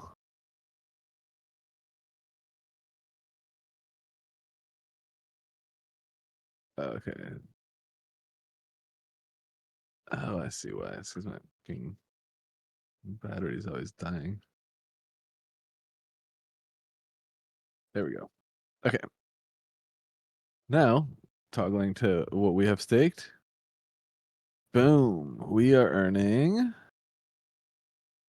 It's not updating just yet. But we're now earning our share of this 140%. Here we're getting our 150. Oh, right. SDM and Woof. This is the other thing we wanted to do. The last step was I'm going to take our Woof, all of the Woof that we earned this last week, which is worth 43 cents.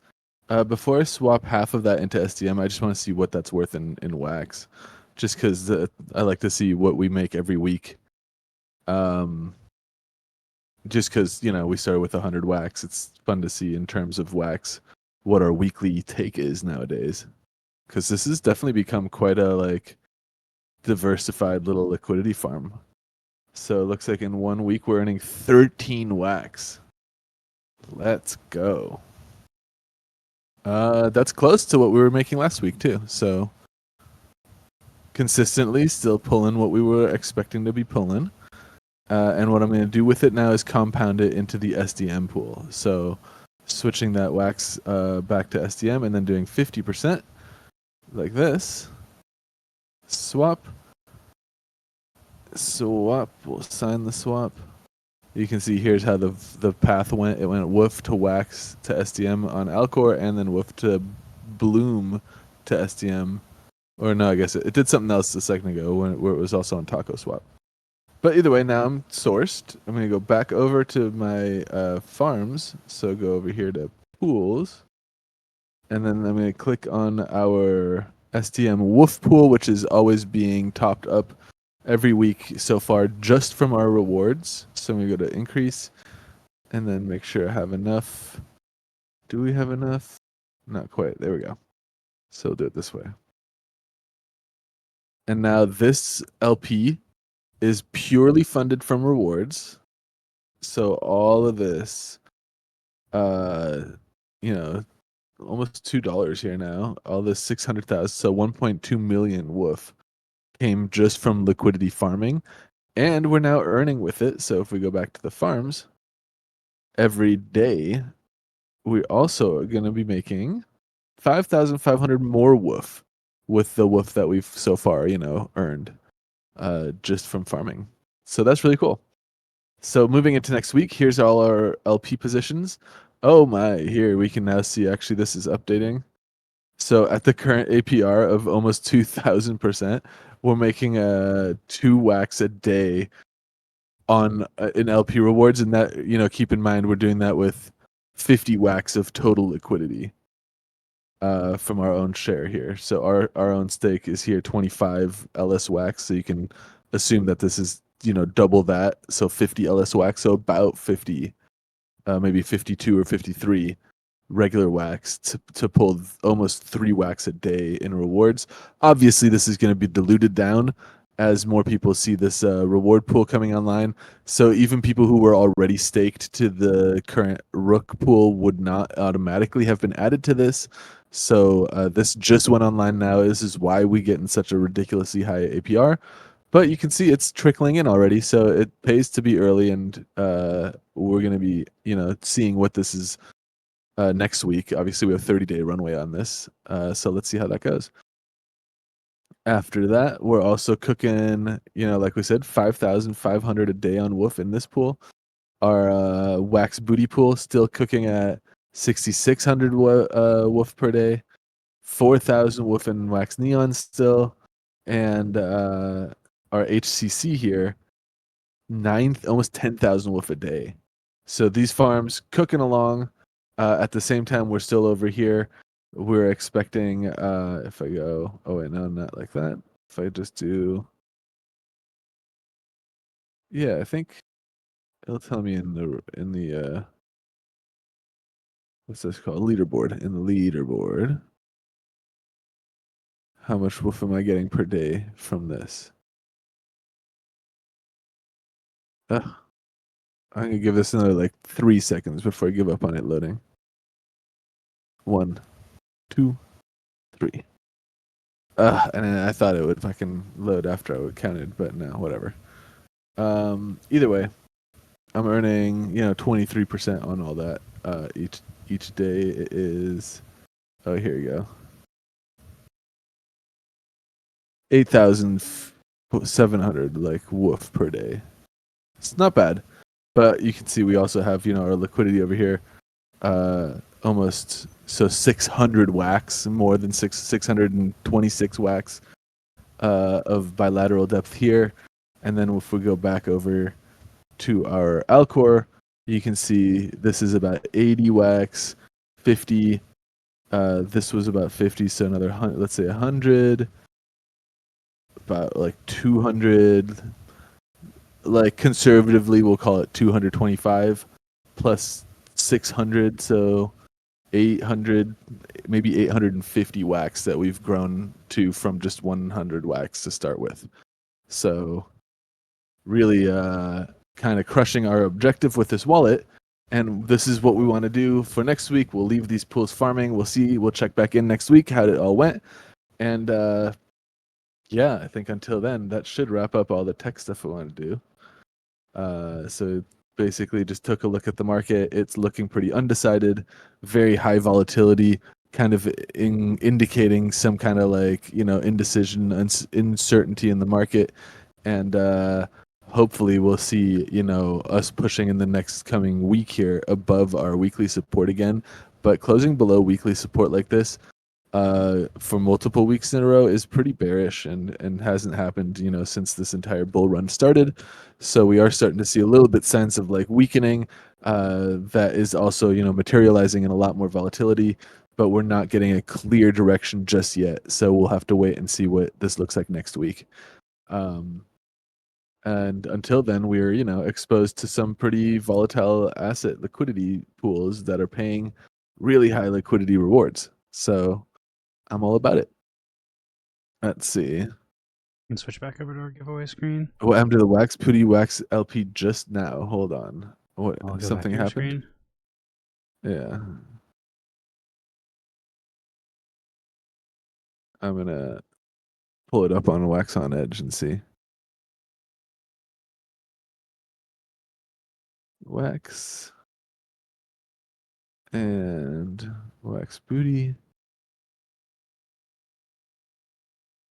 This is taking a second to load after I click it.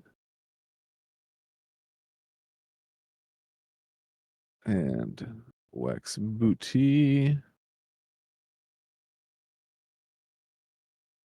There you go. Somebody looks like somebody bought in actually pretty hard. So we can get a better sense of that on the analytics page here. We can see what actually happened. So WX Booty and Wax. This is that LP, and if we go to swaps, we can see here in and out, and it looks like in out we would want to see probably a pretty big Wax transaction coming in at some point here. 385 Wax. It's not small. Here it is, 4,000 Wax. Someone bought 138. It looks like this wallet here.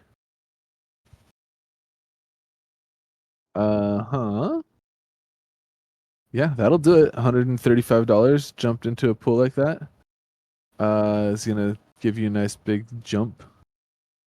It looks like a dump because the way that the market is showing this is showing the price of Wax in Wax Booty rather than Wax Booty in Wax. But you can see it here. Bam, big jump. So that's great for anyone who was in the pool when this happened. The amount of Wax Booty in your liquidity pool probably just went down, and the amount of Wax in your pool just went up. This also would mean that I think the APR would probably be affected slightly as the price of Wax Booty increases and the value of the liquidity pool increases. The APR, because it's tied to Woofy, the APR probably decreased a little bit. So if we go to farms and see Wax Booty 156. If I refresh this, let's see. I feel like we were looking at 156 earlier too. Let's see. That's going to be enough of a move to have adjusted our APR. Yeah, see, so it dropped a little bit, 148. So basically, what happened is somebody bought 4,000 something Wax worth of LP. Not just somebody, but you could see which wallet it was by going to analytics, sorting by Wax Booty, WX Booty, and going to the Wax Booty Wax pool, which is where the majority of the liquidity for this token lives, and then clicking here on the swaps button so that instead of showing you the liquidity positions that are in the LP, you can actually see the transaction history of the different swaps. So we'll click on that. And then you can scroll through. This column here shows in and this out. So you want to see, an amount of Wax coming in would have done a big impact. And then that happened right here. So you can see here, 4,000, almost 300 Wax being jumped in to buy a bunch of Wax Booty. And then this is the wallet that's doing it. You probably, let's see, what's the name of this wallet? Pixel Mining IRPG. Yeah, so that whatever the wallet here just bought some and then maybe added it to the LP or something. Who knows? We can check that as well by going here, positions. And then, you'd probably see, let's see. Maybe not yet. Maybe just bought it and held it. Or I have to refresh the positions here. But yeah, I mean, you can sleuth a little bit on Alcor's analytics page like that. But yeah, that worked out well for us because we're still in this pool. We were assessing the pool and decided to stick around for the next week, at least probably for the next few weeks, as the pool still has deep runway. And we like the price action. It had sold off. It had found kind of like a support level and clearly, is now bouncing on that support level. Like that, which is kind of nice. Great, just what we want to see. So moving into next week, we're going to be riding these pools and see how those turn out for us. We have split basically this week all we did was claim all the rewards from last week's farming compound them like we have been doing into our SDM Woof pool, and then we split 50% of what we have in the Wax Neon liquidity pool to buy into the Rook Ellis Wax pool to participate in this this liquidity farm, which currently also includes Ellis Wax and Rook tokens. So it boosts our APR for this pool, but now exposes us to the risk of this Rook token, which we'll be able to track a little bit more actively since we'll have some exposure to it with our wallet here. And I was interested in tracking this token. I want to know how it plays out to see such a deep liquidity pool, you know, with 1 million wax like this, but also with relatively, you know, high incentive rewards. And so high incentives tend to, you know, get people to ape into tokens to farm them, and then you have a huge amount of runway for those incentives to continue paying out. So this is interesting to me. I'm definitely excited to participate in this, and we'll see how it goes. But yeah, until next week, I think this is how we're gonna chill. And let's see. The only other thing I need to do is mess with some FTW stuff, but I don't need to do that on stream. And if you Gotta want, extend my pools. you I have it guess all I set up could here. show. I guess, yeah, I could show. I just have to go grab the wallet. Let me go grab it. Later, Louie. Thanks for hanging.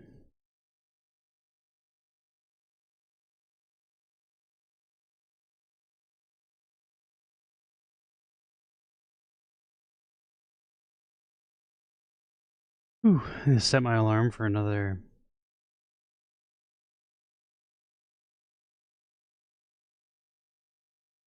reset of the rival's opponent.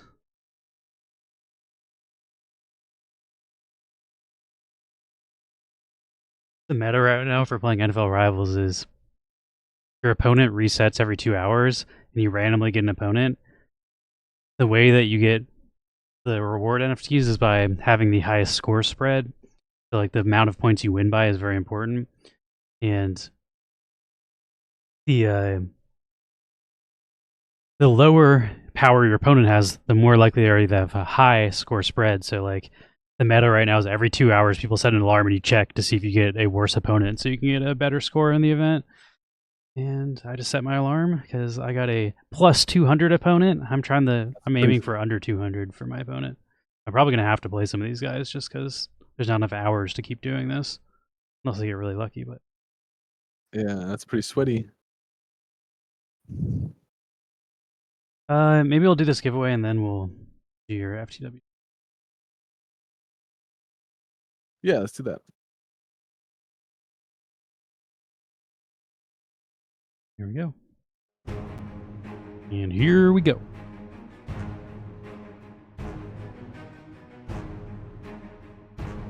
I got to get back to right. editing. The Yeah, bounds the I sent. FTW is on a different one.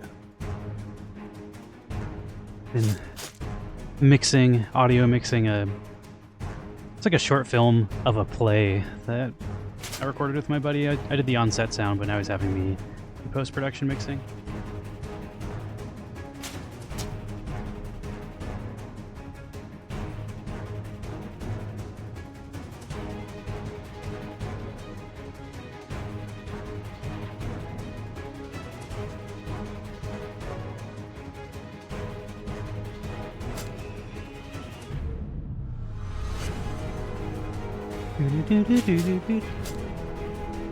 I'm also editing a green screen video, like sketch comedy. I don't know, sketch comedy. It's like a fake radio show putting on.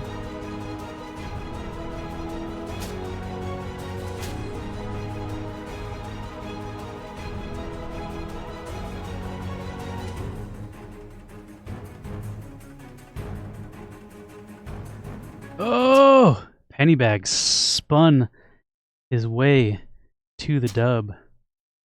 We'll give top 3 prizes though, so you will not get nothing Winterfell. You will get 500,000 woof. 1 million woof going to Pennybags. Call him 136 Pennybag, because that's how much this woof is worth.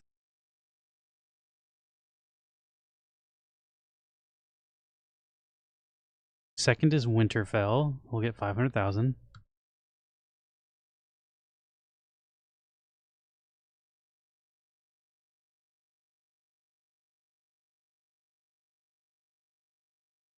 And third place is Old Mankey. That name I don't recognize, but congrats on your win. 250,000 woof. Mankey to me is a Pokemon, right? Isn't it the monkey?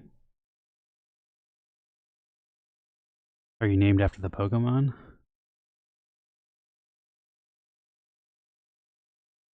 Is Mankey a Pokemon? Let's look. Getting off the rails a little bit. Yeah. What does he evolve into? Is he the one that evolves? Oh, he evolves into Primeape.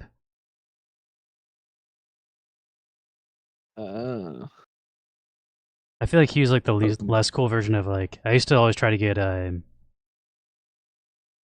was it Hitman Lee and Hitman Chop were their names? They were like the kickboxing and boxing Pokemon. Those are the ones I always tried to get in the old Game Boy Pokemon game. Yeah, they don't have any evolutions, so they were just like. Didn't they evolve from like a? I guess in the later games maybe they had an evolution, but in the original 150, like they didn't. Let's see. I thought you evolved into them. I guess this is later. The Tyrogue can evolve into Hitmonchan, Hitmontop, or Hitmonlee. Oh, is it Hitmontop too, huh? That one's new. I don't know that one. You can see these were added 106 and 107, and this was added 236. So it's like in a later game, and then 237 is Hitmontop. Yeah. I don't think they were in the original one. That sounds, yeah. I don't remember I think they were just standalones in the originals. All right, we got a new form up. Exclamation point Neon if you want to join. We're gonna go over to Max, doing some nonsense stuff. Yeah, you can watch my weekly nonsense ritual for FTW. And I guess because there's some confusion, FTW token is not associated with Neon Space. We don't necessarily endorse it, even though Max is the creator of a token. And it also doesn't really have a purpose. So, like, you know, don't invest in this token. This is not... Max basically did this as like an experiment because he thought it was fun to create his own token and just put most of the liquidity up into a liquidity pool to see what happens. But that also means if other people buy most of the liquidity and then decide to dump it, like, we don't control the price. We don't know what people are going to do with it. So just because it was created by someone from Neon Space doesn't mean like it's a smart thing to go buy into it. But I feel like got to disclose that on stream. But it was made by Max, and Max is just having fun seeing what happens with it. So here's what I want to do with it first. I want to send these to FTW. 200,000. Yeah, okay. Transfer to FTW. Generally, this is what I do with them once a week. So I take anything that I earn from my own yield farming wallet, and I'll use some of what I like yield farm from other pools to just buy more FTW, which puts most of the buy pressure on it, which is just for fun again. And then I go to the actual wallet that created the token, the wallet that owns the contract, and initially supplied all the liquidity, which first I have to log into. 1 second.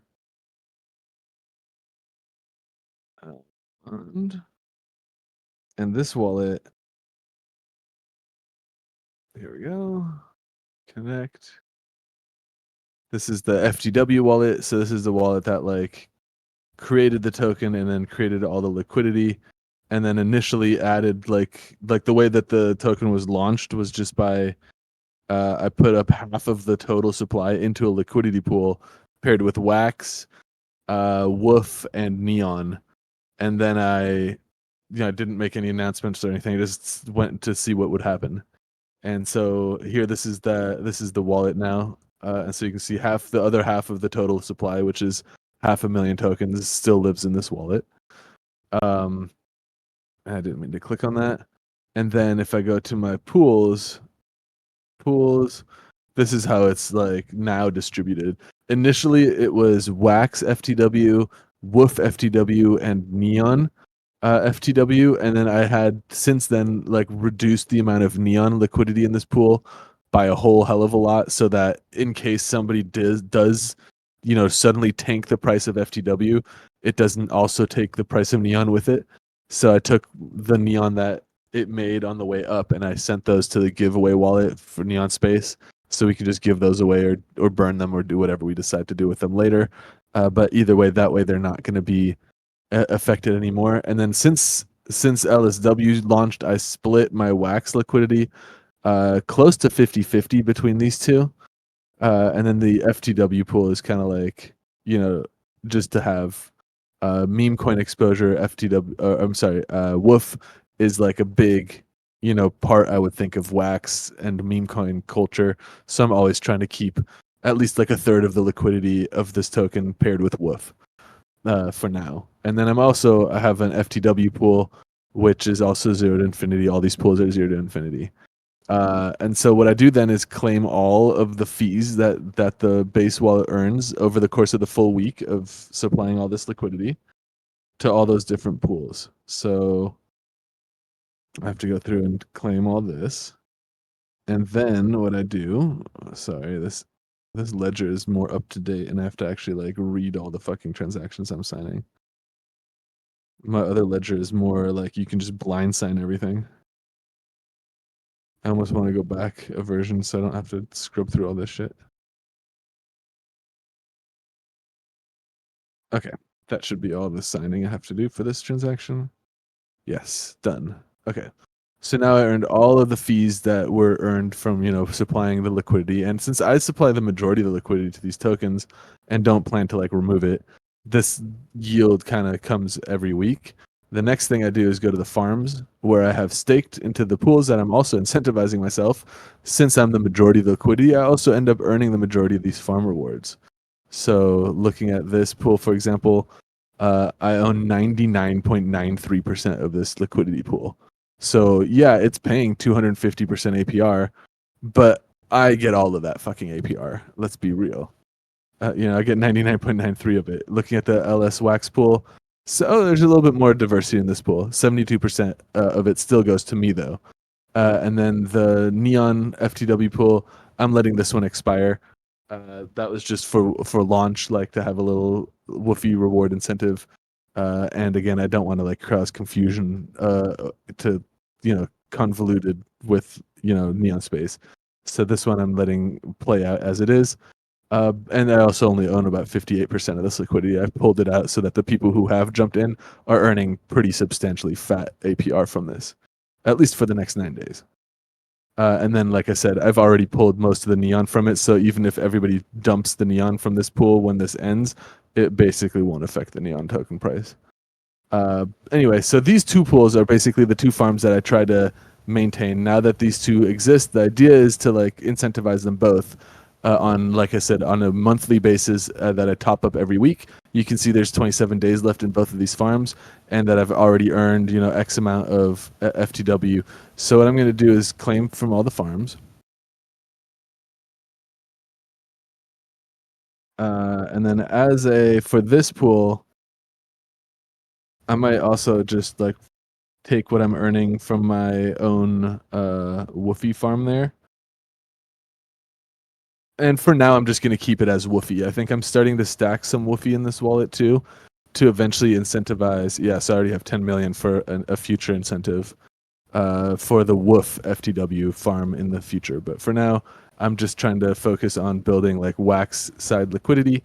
And so I've just claimed all the rewards. I like Wax and LS Wax to basically both have pools that are evenly incentivized. And so what I'm going to do now is go back to see what's my total balance.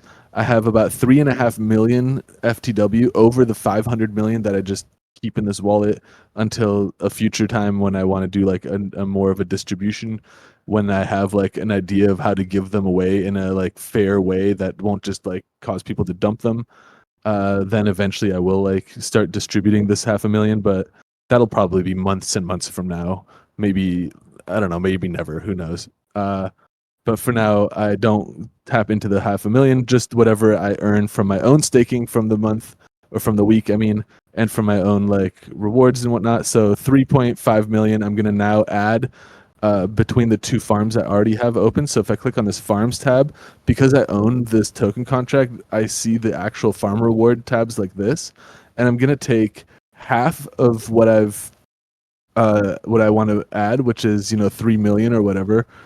And I'm going to top up this farm. So by going to top up, I'm going to first click all of this, and then instead of doing 3.5 whatever, I'm just going to do one. We'll say 1.8 or whatever. There you go. That's about half so that's about half of all the FTW rewards I earned from being in the farm, and that I earned from. Actually, I forgot to do that last step. So all of the what's that called? All of the fees from liquidity trading all week long earned me 5 point whatever wax, and so I'm also going to take that wax and use that to buy more FTW tokens before I add those to the rewards pool. So all the liquidity farm rewards that are being earned from people trading FTW get distributed to the FTW liquidity farmers. So I'm signing this transaction, swapping that, and so basically all the LSW, all the wax, and all the woof that I earn from I guess the woof right now I'm saving as woof to do a future woof campaign when the wax one ends, when the neon one ends, I mean. But here you'll see I should also have some LSW, so this also came just from trading swapping fees since I opened the LSW pool. So again, the LSW fees that I've earned as the as the FTW contract wallet that owns the initial liquidity here, all of the fees that it earns every week just get turned back into FTW, so that anyone who's participating in swapping or trading or farming FTW is exposed to the upside of all those fees. So now, going back to my wallet again, now you see I have slightly more than this. It should update. Oh, I guess that was updated already. Damn, FTW went up a lot. It's only like 100,000 more that I got from doing all that swapping of 5 wax. Anyway, so now I have 3.6 million. So I want to split that up by doing like what would that be? Yeah, like 1.8 million per farm. So I'm going to go back to my farm tab here, and by topping up my farms this way, it extends them back to the full initial. So initially they were 30 days, and you can see this one only has 27 days left. So by going here to top up, and then doing we'll do 1.8. Delete that 6, and we're going to top this one up with another 1.8 million, which came from the share of the pool that I was for the raid. Nashville Lou. We are Neon Space. We're a collectible project on Wax, but we also stream about DeFi stuff on Wax and overall crypto stuff. We have a giveaway going right now. If you type !neon in your Wax wallet, you will be entered to win 1 million woof. And then right now Max is showing off. He created a meme coin, and he's just showing how you can like create pools and farms and stuff on Alcor with it. Not financial advice. We're not encouraging people to ape into this. It's for fun.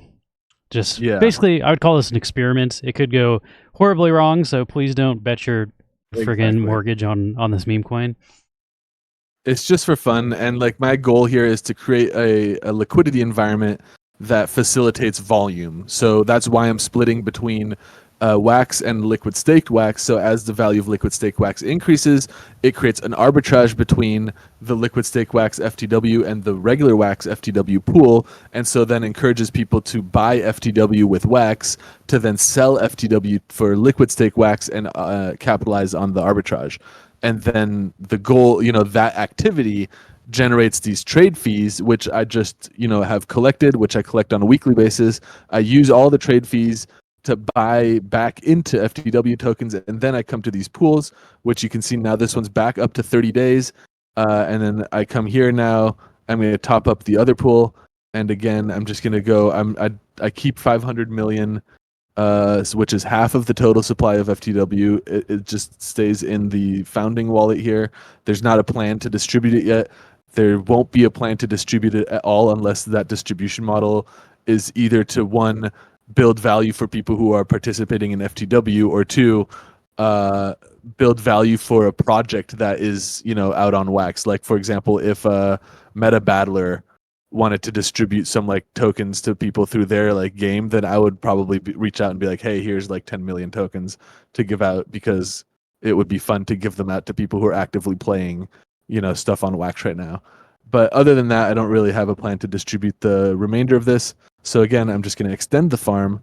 And so what this ends up doing is, not only does it potentially increase the APR of the rewards that are already in this pool, but it also extends the duration of the farm back out. So from 27 days here, you'll see this jump up to 31.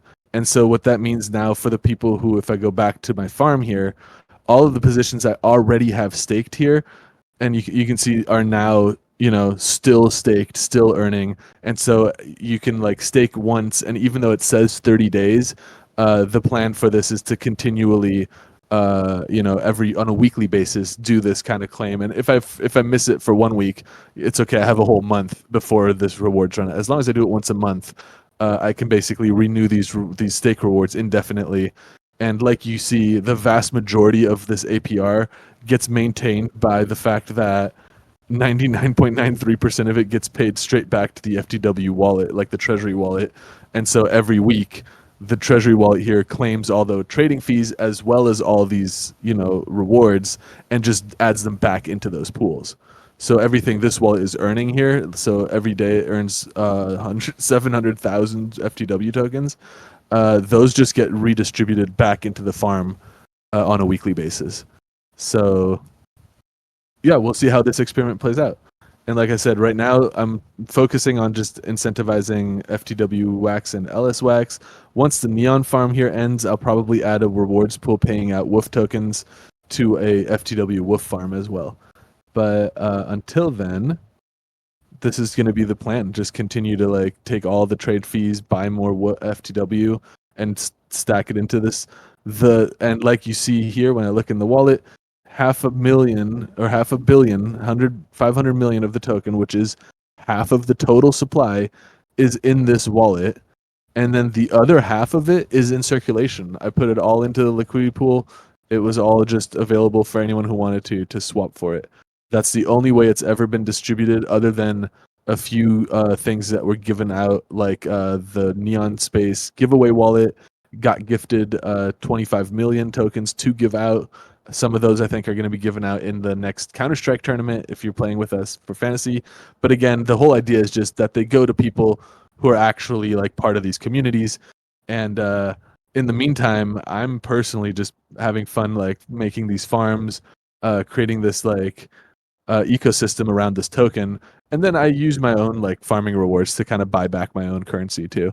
So obviously I'm not expecting for this to be worth anything ever, but I do really enjoy creating like this kind of like ecosystem, and I think it's really an interesting dynamic to like get a better understanding of like what happens, how to create a token that doesn't have a sell-off pressure or start to fall. And so looking at my FTW chart is also something I really enjoy when I'm like trying to see how it goes. And so like you can actually see on the way up, somebody bought like 30 or 40 million of the FTW token pretty early on, and then they dumped it after like another person bought like 100 million at a time. And you can see that happen here if we go to like the 1 hour chart or something. Yeah, you can see like when it first launched, like several people just aped into it randomly. Like I didn't advertise it anywhere. All I did was add it to the liquidity pool, and that's it. Anyone who saw it there could have bought it, but like there wasn't anywhere where I was like doing a call to action of like, hey, this got launched, you should try to fuck with it. It literally was just like a stealth launch. Like I didn't post about it anywhere. And so some people bought in, and it's like here somebody bought 100 million tokens, which is 10% of the total supply or 20% of the circulating supply. And then after that person did that, the person who bought like 30 million like sold out incrementally and like tanked the price back down, and that person came up like 4 or 5x. And then since then, like I said, I'll take rewards that I make from my yield farming wallet, and I'll buy like FTW back. So like you'll see like a few buys like every couple days when when my farm rewards are collected. And so that's most of what the like upward mobility is. So don't be fooled looking at this chart like, oh, there's a demand for buying it. It's like, no, this is all just my LP rewards being used to buy FTW tokens back. And part of that is also that I feel like a lot of them sold very quickly. I was not expecting the token to 10x like that. So I kind of want some of the control of the maximum supply back. So if you do get some FTW tokens through giveaways or whatever, dump them on the market. It's like I'm buying them. Like I have the liquidity counterpart for all this. I want them back. But yeah, that was it. I just wanted to show off like what it's like to top up a farm, what the benefit might be to topping up a farm versus creating a new farm, and what my concept is for maintaining a reward stream for my FTW tokens. Because there is no white paper, there's no fucking nothing. It literally is just for fun. If you like the token named FTW, buy the wallet named FTW, then go nuts. But other than that, it's nothing. There's no promise of it being anything other than that. So, you know. But if you want to jump into my LPs, they're definitely paying APR. And I have fun when people like fuck. I love to watch that new people enter the pool. I saw that on Taco Swap, some like other tokens like Buzz or tokens I don't even know added like liquidity pairings with my FTW token. So I just incentivized those pools too. Like because I own half of the I own the FTW token, so I can create rewards for those pools. And so I went on Taco Swap, and there's a few pools on Taco Swap now that are incentivized for FTW pairs. And like I added those rewards just for fun. And again, like I said, I don't distribute the $500,000 or $500 million I have in the wallet. So when I added those rewards, I just bought them off the market and then added them to the reward farm. Because I don't know, because it's fun to me. yeah. But yeah. We got we've got a giveaway going. For anybody that hasn't joined. Ooh. Look at all Yeah, these Crittercraft grubs. Somebody said, what is that address page? Let's see. Oh, the one that I'm looking at to see like the chart for like the tokens on Wax. I'm looking at Wax on Edge. If we're talking about this page. In the page. chat. Yeah. So this is here. It's Wax on Edge. Is this waxonedge.app? It is a look at this. These are the different exchanges that exist on. Here it is in the chat. By the way, I posted the link. But it basically it's like a swap that looks at Alcor, Nefty Blocks, Taco Swap, DeFi Box, and ADEX all at the same time, and then tells you where the best path is for your swap, so that you can trade, not only tokens that are on Alcor and on Taco. If you're trading on Alcor and Taco, it can trade tokens that are on any of those exchanges, and it can trade routes between those tokens that don't exist. So really, really useful trade aggregator. You don't need to justify your yeah, thank you, Montasuerte. It is literally just a fun little DeFi experiment. And I also like having like if eventually there's like an easy way to bridge it to another chain and do all that, like I would 100% do all that shit too. But for now, it literally is just it's for fun. I feel like FTW is a fun name for the win, like for a gaming blockchain token. So that's literally the end of it. I mean, I guess the long story is I bought the wallet FTW a long time ago for fun and don't really know what the fuck to do with it. And then when meme coins were getting like all the attention and I got airdropped a bunch of woof, I was like, okay, like maybe I'll make a meme coin as well, pair it with some woof, some wax, and see what happens. So there really isn't a whole lot of like promise of a return or some kind of shared enterprise we're entering into if you buy FTW token. It literally just is a nonsense meme coin. Throw it at somebody. Honestly, if you want some, hit me up and I'll send you some. Like,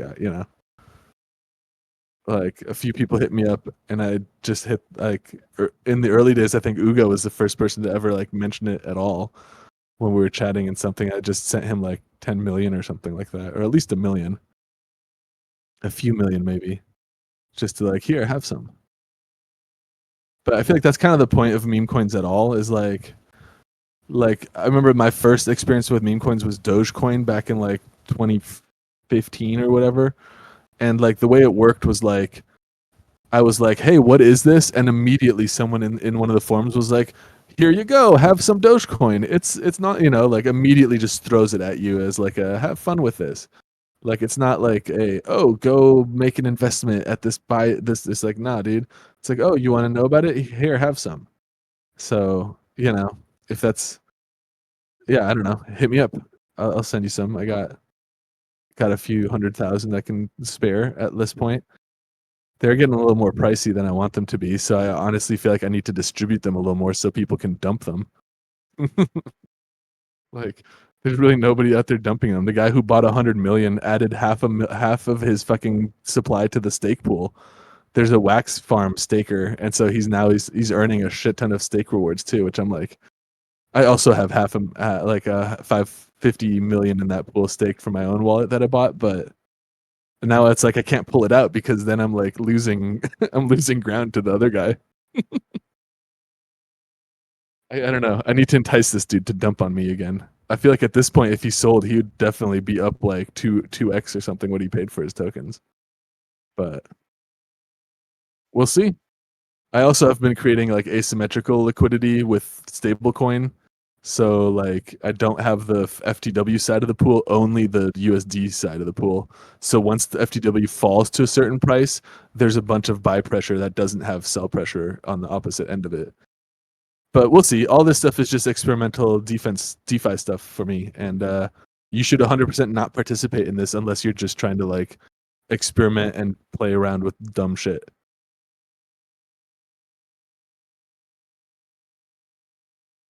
All right, let's do this giveaway. Yeah. Got 41 people in here. It's a party. Let's go. That was the resounding endorsement. I guess since we talked about it so much, whoever wins, you want to send them like 1 million FTW Yeah, I can send a million as FTW. well. You can send it as well as the woof, so you don't have to forego the woof.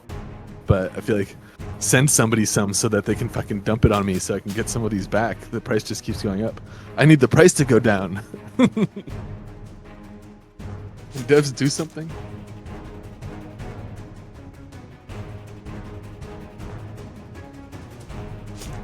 But yeah, it is fun.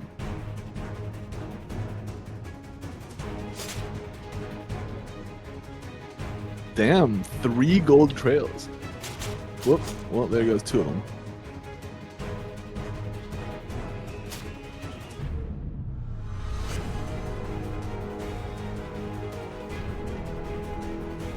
Oh, I also see 2 mythic backpacks.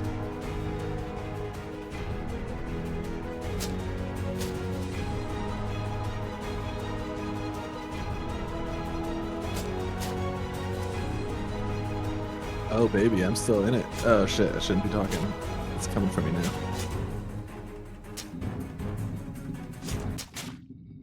Yep, I knew it. Oh, photo finish.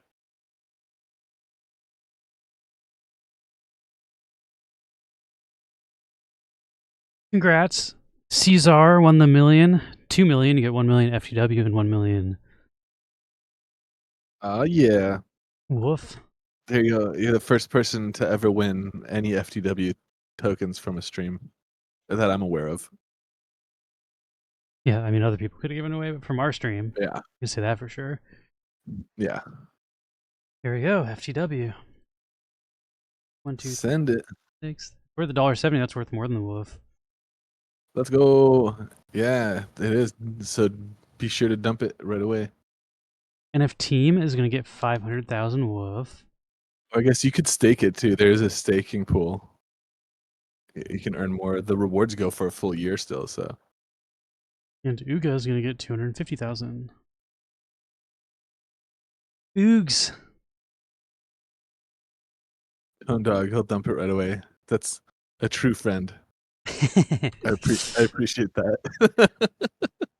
Dink doink. All right, I'm going to open up one more. We'll probably do one more giveaway and call it a stream pretty soon here. Yeah. I think stuff. in the future, you know how on Wax on Edge, how you can earn FTW for doing trading there? In the future, I plan to like, if there's a way to like incentivize trading on FTW pools, I plan to like give people FTW who do volume trading it, which might be a fun way to like experiment with distribution as well. But we'll see. It'll all be very slow going. Don't expect any of that 500 million to be distributed in the next several months. I feel like that's the whole other part of this. It's like it's a fun little experiment, and I can do it as a side hobby for pretty much as long as the Wax blockchain exists. So like 20 years from now, I could still be like, oh, like maybe I'll do this today with my like I'll do whatever. Like I'll add this other liquidity pool to it. I don't know. Could be fun. I love the idea of stuff lasting forever. It's what always bothers me about like distribution schedules for DeFi projects where they always have like a 3 or a 5 year like time frame for distributing all of their tokens, and it's like, well, what happens after 3 years? And it's always just like, well, you know, other things will come up by then. It's just like, I don't know, fucking plan for it. 3 years is not a long time. Like, well, I don't know. In DeFi, it's a pretty long time, but it's really not that long of a time. Gotta get back in on this pool.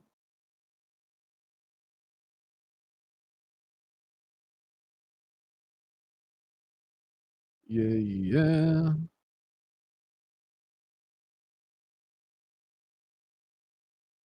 In it now. We got 16 people in here.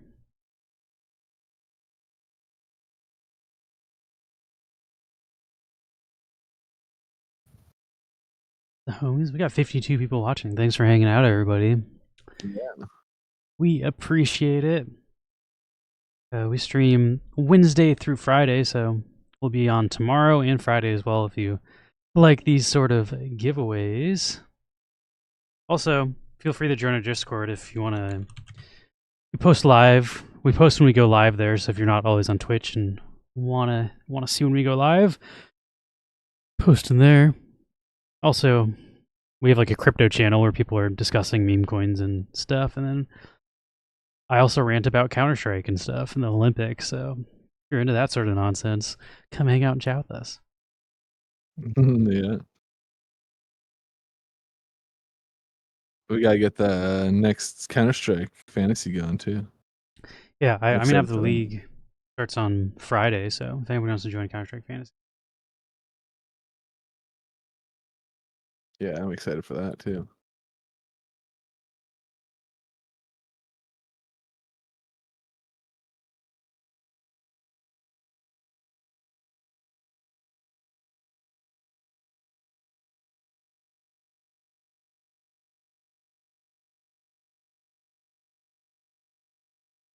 I'm on mute. I'm having a meeting right now, but I've been looking at the things you do in the LP. Well, if you're on mute, you probably can't hear me, but thanks for hanging on mute. Yeah. Check out. Yeah, we did a couple moves. Our LPs are cooking. Like I'm genuinely like very happy with how it's all going. We're one of these days gonna hit 1,000 wax value in our 100 wax wallet. So that's that'll be a fun milestone.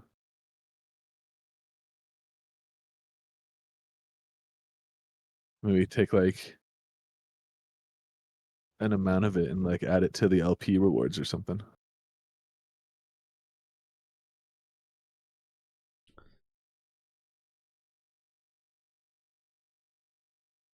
I was like, what is this thing it's saying at the top? Vacation's over. It's time to hit the books again in the games. Set your stream up for success by saving over 50% on your first month of Streamlabs Ultra. Or you can stream for free.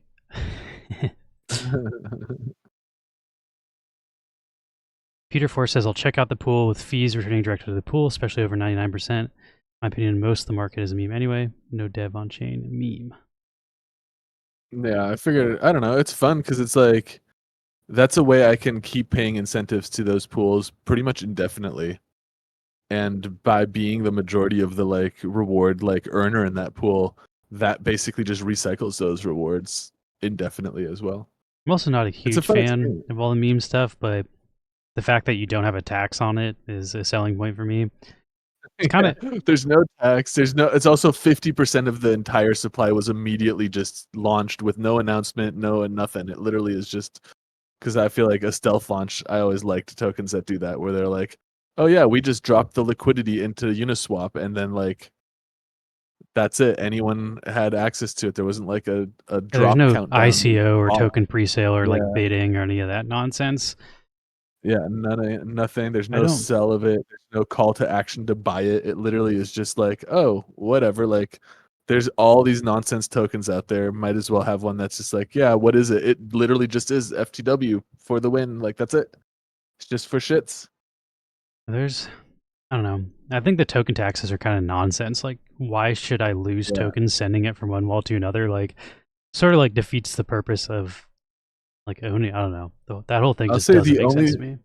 the only thing I would ever consider changing about my token would be like if I do a burn, I would change the supply maximum from 1 billion to whatever it goes down to from that. But other than that, I probably won't even do that. Like worst case scenario, like I just won't touch the 500,000,000 that sit in the founding wallet. But I don't know. In the future, there might be like people like it might like catch traction and people might be excited about it in a way that like makes sense to then distribute maybe another like 5 million or 10 million or whatever in a way that everybody who's already participating thinks is fun. And there is ways to like create DAOs and to like pool out like, okay, like I'm going to distribute another 100 million. And the way I could do it is like just drop it into like a DAO contract and make the spending of it like you have to, lock up your own FTW to vote for how to spend the treasury FTW. And that way it's like, or whatever metrics it is, like it can all be done on chain and in a way that like doesn't come down to like I'm unilaterally making decisions, but also there's no promise that I'm not going to unilaterally just make decisions. Yeah, it's just nonsense. I don't know.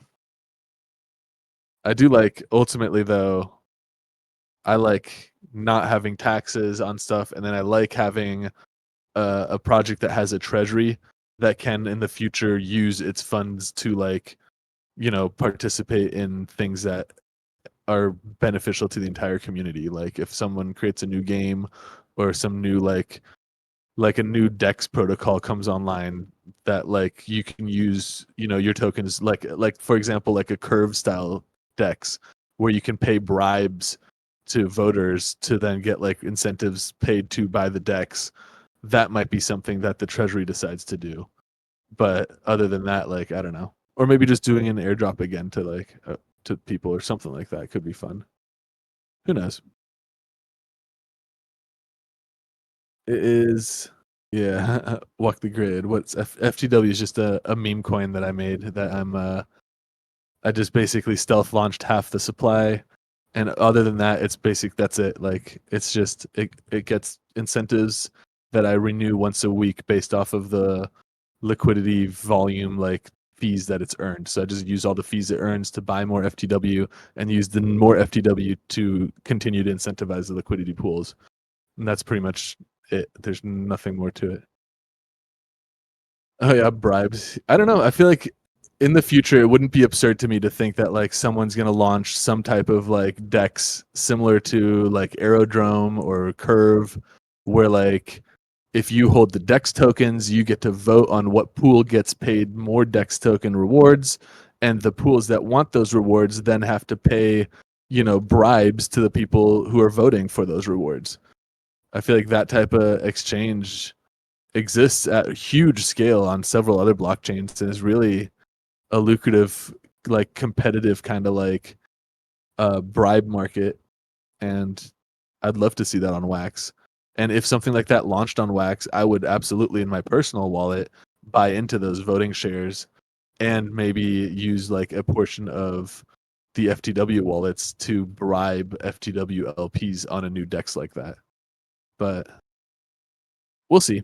I think all that stuff is, potentially. I love Alcor, but I could see like somebody launching some type of open source competitor as well.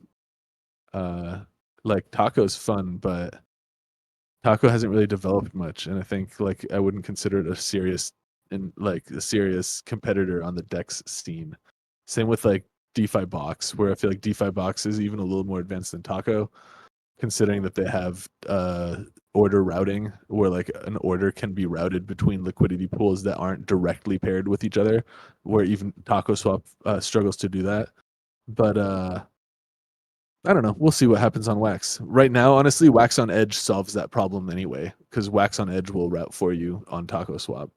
So you can, trade tokens that are on Taco Swap using the Wax on Edge swap, and it'll not only route for you between different Taco pools, but also between different dexes and dex pools in a single transaction. Super dope. Check it out. Walk the grid, one neon dex. Honestly, I feel like if a dex like launched like that, I would personally participate in it, but I don't want to launch my own dex. I feel like Neon Space is not like a DeFi project. We're more like art and creative and gaming and hanging out. I also don't I think, feel like we're not God, trying much to you get into said that space. FTW to buy neon stickers. Don't think that's ever going to happen unless Max wants to buy stickers himself and then sell them for FTW. But Right. we're accepting a token for neon stickers. It's going to be neon. It's not going to be FTW. Yeah, exactly. And I had I also I created when I created the pool, like I said, I created it paired with neon. So I think in the giveaway wallet we have maybe like 80 neon or something that I sent there. Because when FTW took off in price, it ended up buying a bunch of neon tokens, and then I was concerned with the potential of if it then falls back down in price, I don't want the neon token to be affected. So I pulled all the neon token or the majority of the neon token out of the FTW liquidity, and then just gifted it back to the Neon Space community by sending it to the give.neon wallet. So I also personally don't really sell neon tokens because I feel like as a co-creator of the Neon Space project, that's kind of weird to swing those markets around when I'm that involved with it. It feels like insider trading. But that's also I also didn't want to inadvertently pump the token and then have it open to being dumped. So instead I just took the counterpart and basically burned it by sending it to our own wallet. But we'll see how it all plays out. It's really fun to do these types of experiments. Personally, I'm a big fan of tokenomic kind of building liquidity pool positions like that rotate around each other like this. And I love, especially now that you have because I wanted for the most part the liquidity pool to be paired with Wax, and so it's really nice to have stuff like liquid stake Wax or LSW, these different derivatives now create the ability for me to create a liquidity pool that's paired with Wax and one that's paired with liquid stake Wax, which is just the derivative of Wax. So effectively both pools are still paired with Wax, and my overall liquidity exposure is with Wax, but there's now a reason for people to trade in between the two pools, to potentially capitalize on arbitrage between the price of the derivative and the base asset. And so that alone is an interesting, cool dynamic. And then adding a pool like Woof into the mix, now I have the base liquidity for FTW supported mostly by Wax and liquid stake Wax, with about 28 to 30% of that liquidity also supported by Woof. And as Woof changes in those prices, now all of the 3 token pools have incentives to balance against each other, and that volume that is created by that balancing generates fees, and those fees are then used to basically redistribute to the liquidity providers through rewards on a weekly basis, hopefully. But I don't know, it's a fun little project to play out. I feel like it's very early in the life cycle too. I can't wait to do it for 6 months or 12 months and then look back and be like, okay, this is working, this isn't working, this is yeah, I don't know, it'll be fun to have actual data and that kind of thing is always one thing when you have the idea of it and the model of how the math works versus how the reality of things are. Like when I first did the stealth launch, I expected the token to be pretty much unnoticed and maybe like arbitrage bots to start trading it instead of it like doing a 10x in like 2 days. So like you can't really account for that in your own, you know, little like math, and doing any of this stuff on testnet also, you know, it doesn't have the real factors involved of like testnet's great, but like there's no value to this stuff. So like it's hard to do an objective experiment like this and get like valuable like data on how this type of stuff actually works when it's all like make believe. So doing it on like an active like live blockchain like Wax, I don't know, it's all really fun. I really enjoy it. It's a fun hobby, I think. Like I would recommend, you know, if you want to learn a lot about how crypto and liquidity stuff works, make your own token. It's very easy. I think it cost me about like maybe 500 Wax in terms of it costs quite a bit of RAM to deploy a contract. And then I spent 250 Wax to use the Wax DAO front end to deploy the token instead of doing it manually on the Block Explorer. So I just used the tools that Mike made over at Wax DAO, and ultimately it's like, you know, it just packages those transactions that you would otherwise do yourself on the Block Explorer directly. It just packages them for you in the front end, so you don't have to like really know what you're doing. You just fill in like the different fields, like what do you want the name to be, how many decimal places, and then just like, okay, cool, done. Like max supply mint. And yeah, I mean anyone can do, you know, mint their own token in a matter of like minutes, and it costs basically nothing. And it's definitely fun. Honestly, if you mint some of your tokens, like I'll put up counterpart liquidity in FTW, maybe not like millions and millions of tokens, but I'll put up like a couple 100,000 FTW, and then we can like create a pool that's your token paired with my token, and just like extend the experiment. You know, I don't know. Also, I don't know. There's also no reason to create, you know, a shit ton of tokens. As you can already see, there's literally like so many fucking like nonsense coins out there and assets that just clog up everything, and it's like a lot of it looks like clutter and junk, and because a lot of it is, and it's like, you know, it's very easy to make it, so anyone can do it in a matter of seconds with like, you know, a couple dollars worth of resources.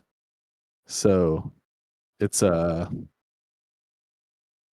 really interesting like landscape. I guess the thing that really like gets me excited about all that stuff is that like the fact that the same technology that like Circle, for example, like uses to secure billions of dollars in their tokenized version of the US dollar, the US dollar coin, like USDC, that same like token contract I can use to create nonsense like meme coins as well.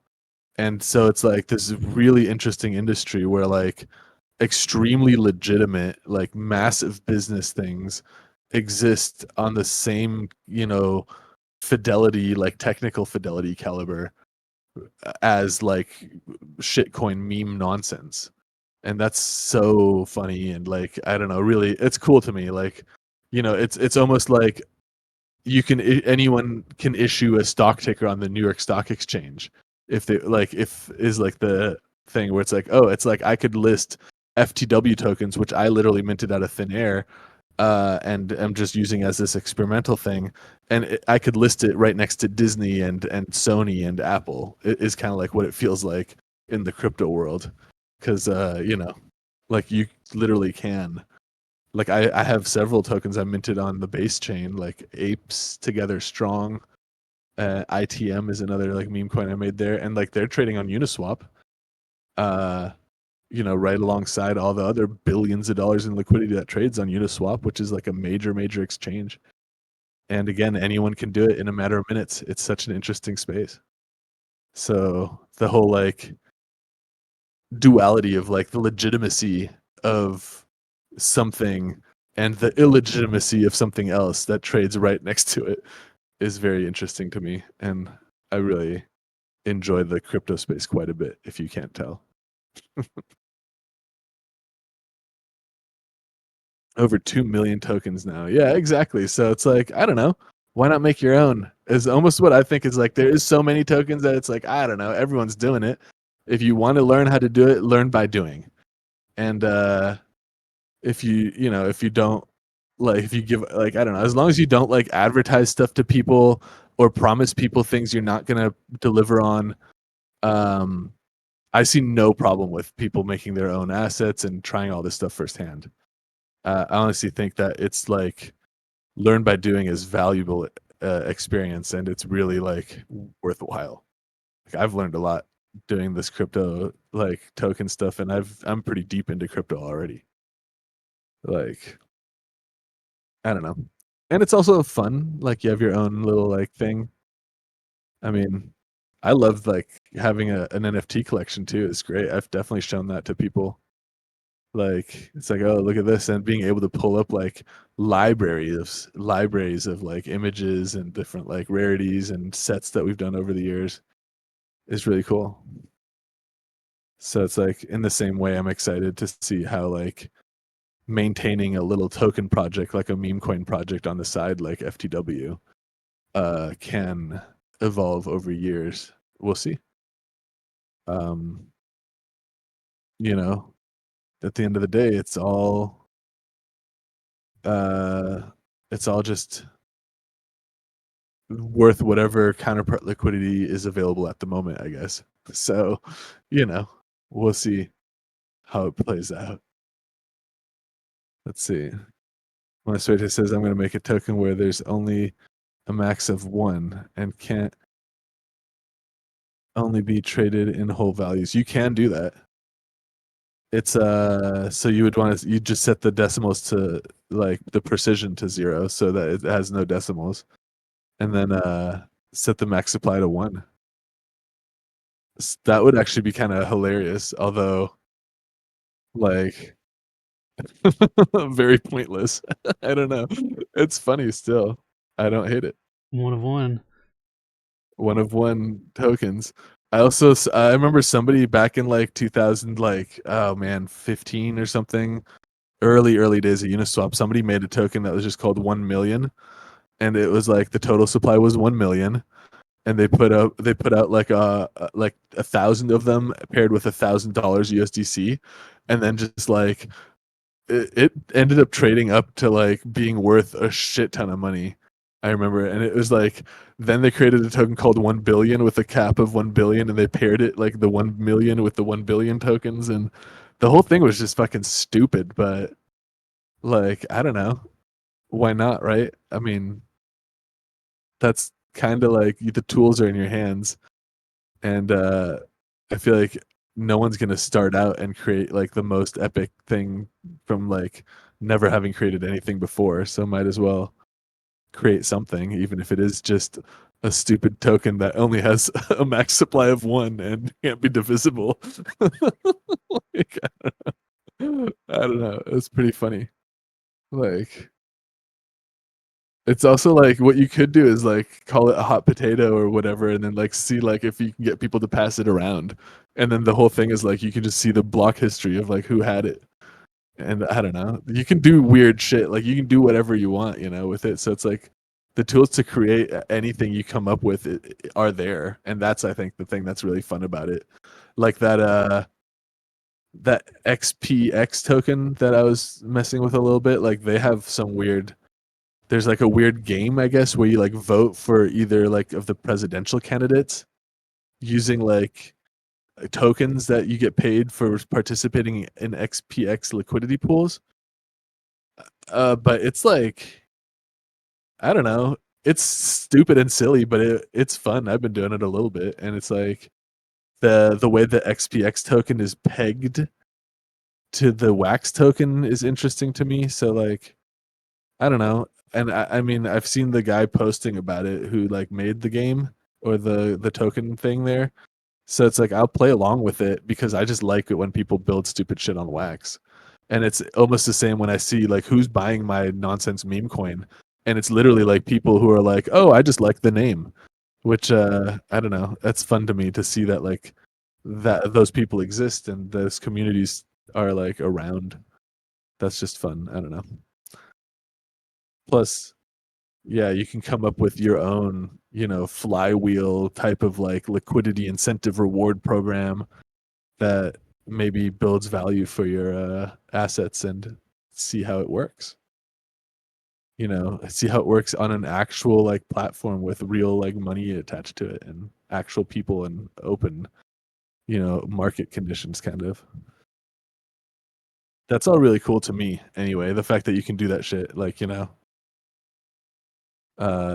your underwear from your bedroom.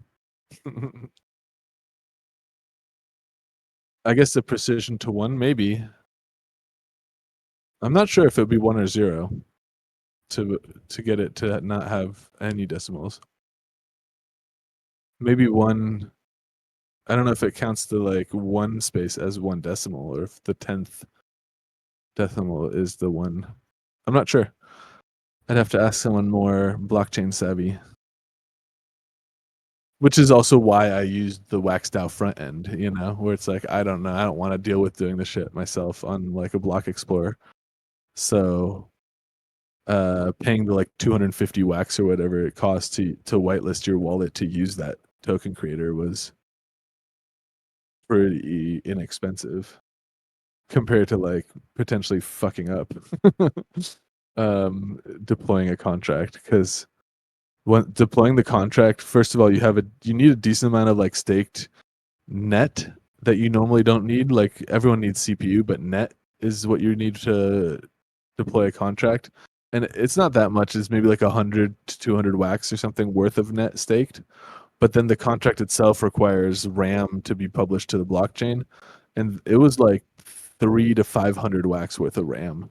So if you publish a contract that's like ends up not working right or whatever, I feel like you're still out of the RAM. So I figured it's cheaper to pay the 250 wax and use the waxed out front end to, deploy my contract for me. Also, you still end up like whatever wallet you're using that front end with ends up the owner wallet of the token. So it's not like using that front end contract somehow like doesn't give you ownership of the token. You still own the token when you mint it. But if you do mint that token that's only 1 of 1 supply, send it to me and I'll send it back. I just want to have a history of having held it once. I just want to touch it. I just want a history of having held it, the precious. All right, let's do this last giveaway and call it a stream. We've been going for like 3 hours. Yeah. I got work to do. Try not to stay up until like 7 or 8 a.m. again. I was up way too late this morning. Oh yeah. I also wasn't just doing bullshit. Like I was actually working all night, which is unusual for me. Usually I'm watching Counter-Strike and like playing fucking games. But yeah, last night I was like editing that green screen video until like 7 or 8 a.m. Then I fucking watched a cooking show while lifting weights from like 8 to 9 in the morning. My schedule is fucking wild. Yeah, that's funny. Hoping, I don't know, like if I could wake up to watch the games on Friday in the playoffs, that would be amazing. But I feel like it's way more likely that I'm just going to stay up all night again and watch them that way. Try to figure out my schedule after this Counter-Strike tournament. Luckily, I don't have like, it's kind of the good and bad thing about like working on editing shit is like I can do that whenever. Like when you have to work on set, I have to be there when people are there to record audio. But editing, I can work from 1 a.m. to 7 a.m. and fucking, I don't know, as long as I'm like awake in time to get notes, we're good. All right, we're doing this giveaway. We're gonna end the stream. Thanks for watching, everybody. Tomorrow we got Off the Rails. We'll check out the, I feel like a lot of times we end up getting stuff late because like the internet moves so fast, but we've been following a lot of Olympic stuff. So we'll check out the Australian breakdancer that broke the internet last week. Oh yeah. I don't know if that hit your radar. So many memes. So many memes of that. It was pretty fantastic. Yeah. I saw the actual competition between like the men's Olympic like medal match. It was actually pretty fun to watch. Like they were both really good at breakdancing. I mean, everybody minus I think that one was pretty great. I don't know what was going on with her. Like, I've done more research on her than I should have because she was like, she has a PhD and she studied breakdancing like at a fucking educational level. Like she's wrote like thesis papers on it and stuff, and it's like, how can you be that knowledgeable of breakdancing and not realize what you did is just ridiculous? But I guess her thing, like, the way she tried to explain it is like, a big part of breakdancing is like the street culture where you live, and she's like, I'm not, you know, a black American, so like she's like, I try to do moves that represent where I'm from and not try to just bite like other cultures and like culturally appropriate, which is why she's like trying to be like a kangaroo and stuff, and it ended up just looking ridiculous. But I think she's trying to like, yeah, just be like original, and that ended up being like, you know, I like that. I like that explanation though. That's fun. I'm like, dude, props. I'm back on Team Kangaroo Dance. Yeah, I don't know. At the very least, I think it was really fun. Like, some people are being like way too like cyberbullying her and being like, "You're fucking." They're like, "You brought shame to the sport," and like, it's like, I don't know. More people are talking about breakdancing because of that than the winners. Like, if she didn't do that, nobody'd be talking about breakdancing. Like, she's brought so much more attention to the sport, even if it was kind of embarrassing. But I don't know. I think I thought it was cool. I don't know. She's being herself, and she made like the whole fucking world laugh. Like, even if that wasn't her intention, like it was a fun result. I think people are too harsh. Although I don't know if she has anything to do with this. They have now said that breakdancing will not be in the Los Angeles Olympics. So some people are like, she fucking flopped so hard that they took it out of the Olympics. I don't know that that's how that went down, but the timing is not great for that. Yeah, I do agree that there may have been some kind of shenanigans in getting her as far as she got. Like, with that skill set, I think she maybe shouldn't have made it to the Olympic stage. There she is. And that does kind of call the like legitimacy of breakdancing into question for me, where it's like, how is it possible that like in a Olympian competition where I'm supposed to be seeing the best in the world, that this person made it to like one of these events, like at this event? Like, I wouldn't, like, there's no way there aren't better female breakdancers from Australia. And I was under the impression that I was looking at the best each country had to offer. And so in that sense, I would say I would like see why people are upset with her, like kind of calling, like, what is it, like disgracing the sport to a degree. No offense to it is like Australia, but I feel like Australia was never going to win breakdancing, so I'd rather have the lulz than like some people that are just getting in last. Oh my god, dude, this pop, that's so great. I would buy this pop. Reagan's a legend. Say what you want about Reagan. I think she's pretty awesome, even if she probably didn't deserve to be there.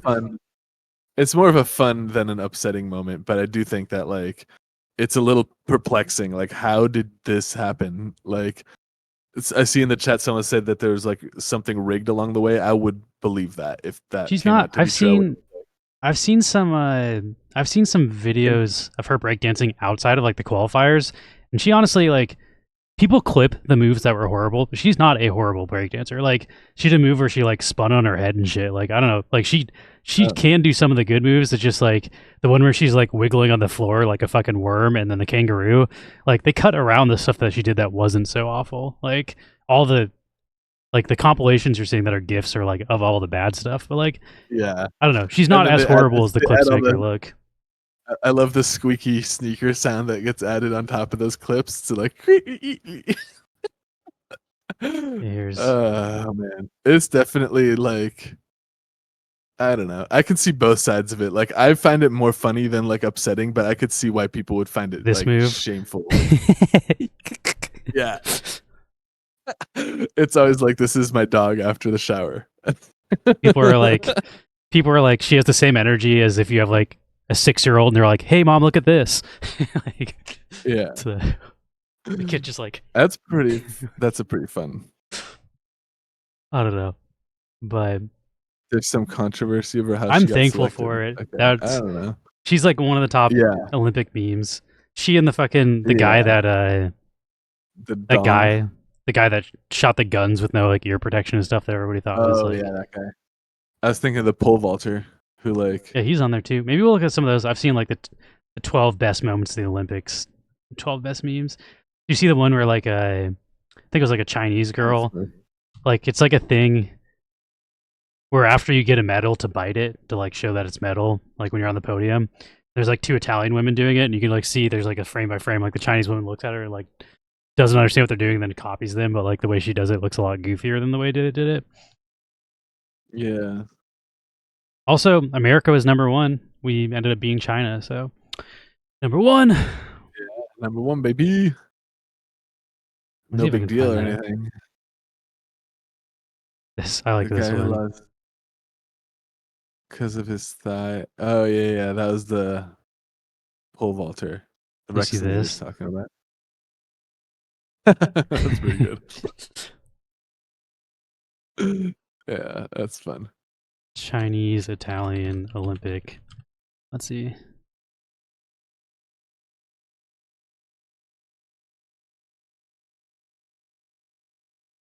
Yeah, this has been showing up everywhere all over my Facebook and stuff. Why is this so pixelated? Oh, Is there a way you my, can it's see tiny. images like this image? How do I do that on Google? I'm not sure. Wait, this is better.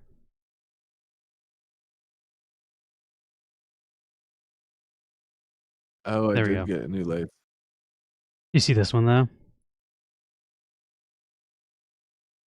This one was more well, this one was more wholesome than it is funny, but like Yeah, that's pretty wholesome.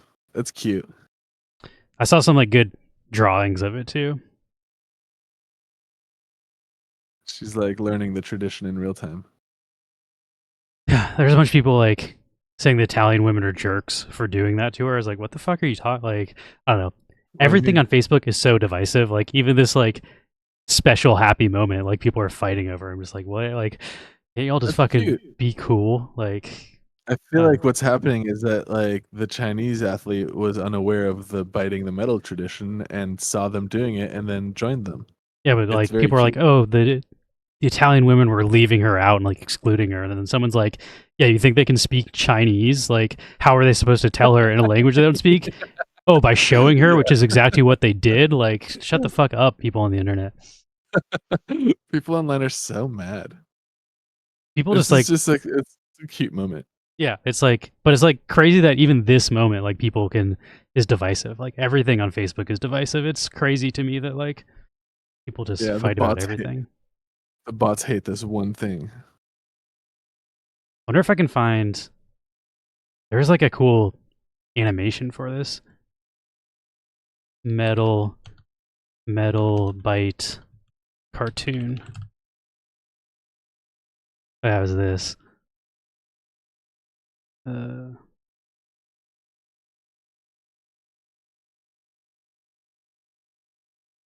feel like there's a good chance this is gonna fucking play some copyrighted music. We'll get into more of this stuff tomorrow, though. Yeah. Yeah, somebody did like a cartoon of it. I liked. Yeah, the Olympics was a lot of fun. I'm glad I caught some of it. I'm glad I caught Noah Lyles winning the gold, the 100-meter gold. That was such a crazy race. Like, wasn't expecting it to be that crazy when I saw it live. Yeah. And we That's a watched cool one some. to see live. We watched some table tennis. We watched some badminton. I watched skateboarding. Like, I don't know. I saw enough of the Olympics that I wanted to see. And now I'll wait until the The Winter badminton Olympics. I thought was pretty fun. I am interested in trying to see it when it comes to LA. All right, so too. Tricky Chicky 147 is going to win 1 million woof.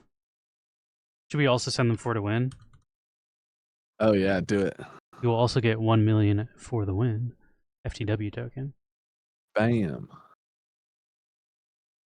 Do it. Do it. All right. FTW. Second place was Walk the Grid, who will get 500,000.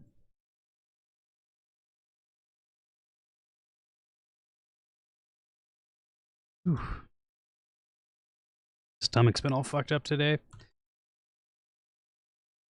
Probably shouldn't have eaten fucking. I ate like four, not 4 Egg McMuffins, but like I do like open face Egg McMuffins. I don't do two muffins for 1 egg. So I did 4 muffin halves, so 2 English muffins and 4 eggs loaded with cheese at like 8 a.m. before going to sleep, and that did not set good in my stomach. My body good, not happy with that. That does sound pretty good. It was good, but I think eating that close to sleeping, I also think like eating it those hours my body's just not used to. 250K is going to... I was working so much on editing that I just like forgot to eat what would be dinner for me. Eating dinner at 8 a.m. That's how fucked my schedule is. So Ivanov got... What did I just send Ivanov? Sometimes I talk through, like I'm just so on autopilot while sending rewards, like I don't actually remember what I did. Give.neon. I think I sent 250K to Ivanov. I did. So since it's our last giveaway, we'll give 420 Spitfire. You'll get 100K.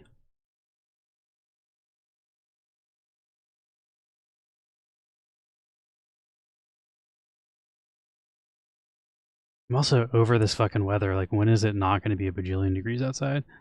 Oh, it's been so fucking hot. And if team is going to get 75K.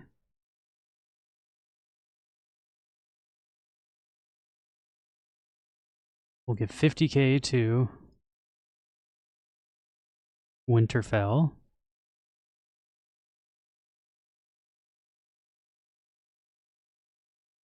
See if your walls is.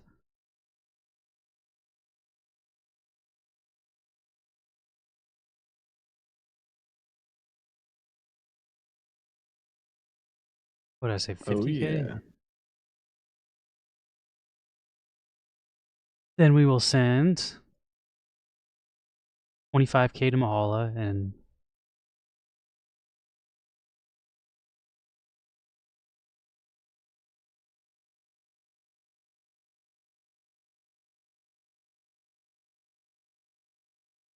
$10,000 to whoever is the next. 10,000 is going to Pennybags, who won the last one. Then we'll do our last prize to whoever got 10th place. 10,000 woof's not worth a whole lot. It's worth a penny, so that's your Pennybags. Yeah, nice. Random King is going to get 5,000. That's our last one. Is worth half a penny.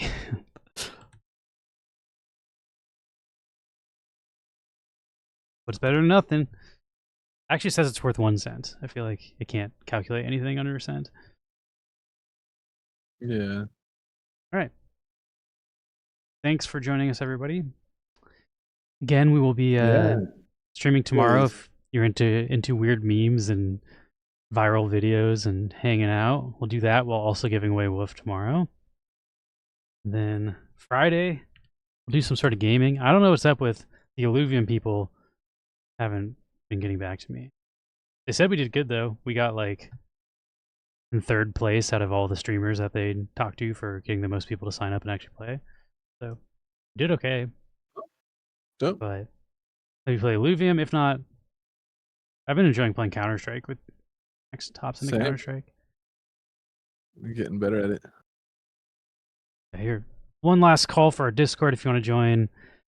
We post live when we go live in there, and then also hang out in chat. So join if you want, or just join us on Twitch.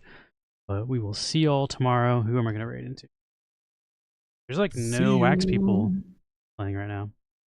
I wonder if there's a Counter-Strike map. What's highlights? Highlights? That's not... There's 1,000 people watching Counter-Strike highlights. That's kind of cool. There's Dash for cash, win money, or merch. That sounds like something. So let's raid Scooty Puff Jr. I don't really know who this is. I don't think they're a Wax streamer. I think somebody told us to follow this person when there's no Wax streamers going. Rock Metal says, I'm going to try and stream tonight, but not for like 2 hours. I didn't even know you streamed Rock Metal. Oh. Follow Rock Be on the Metal for a lookout. stream in 2 hours. Monosuerte says he's fun, so we have under good authority that Scooty Puff Jr. will be fun. I'll also be contacting you, Monosuerte, about fantasy football. Gotta get that locked in for our draft. I used to for Gods Unchained, but it's been quite a while. Okay. You can post in our Discord if you want. When you go live, maybe people want to join. Yeah, peace out, everybody. See Hope you have a fantastic evening, and we'll see you tomorrow or next time. Yeah. Good streaming. Goodbye. Scooty Puff Jr. What is Dash for Cash? Interactive and naughty. Ooh. Not hey. I'm gonna end our stream. And now to sing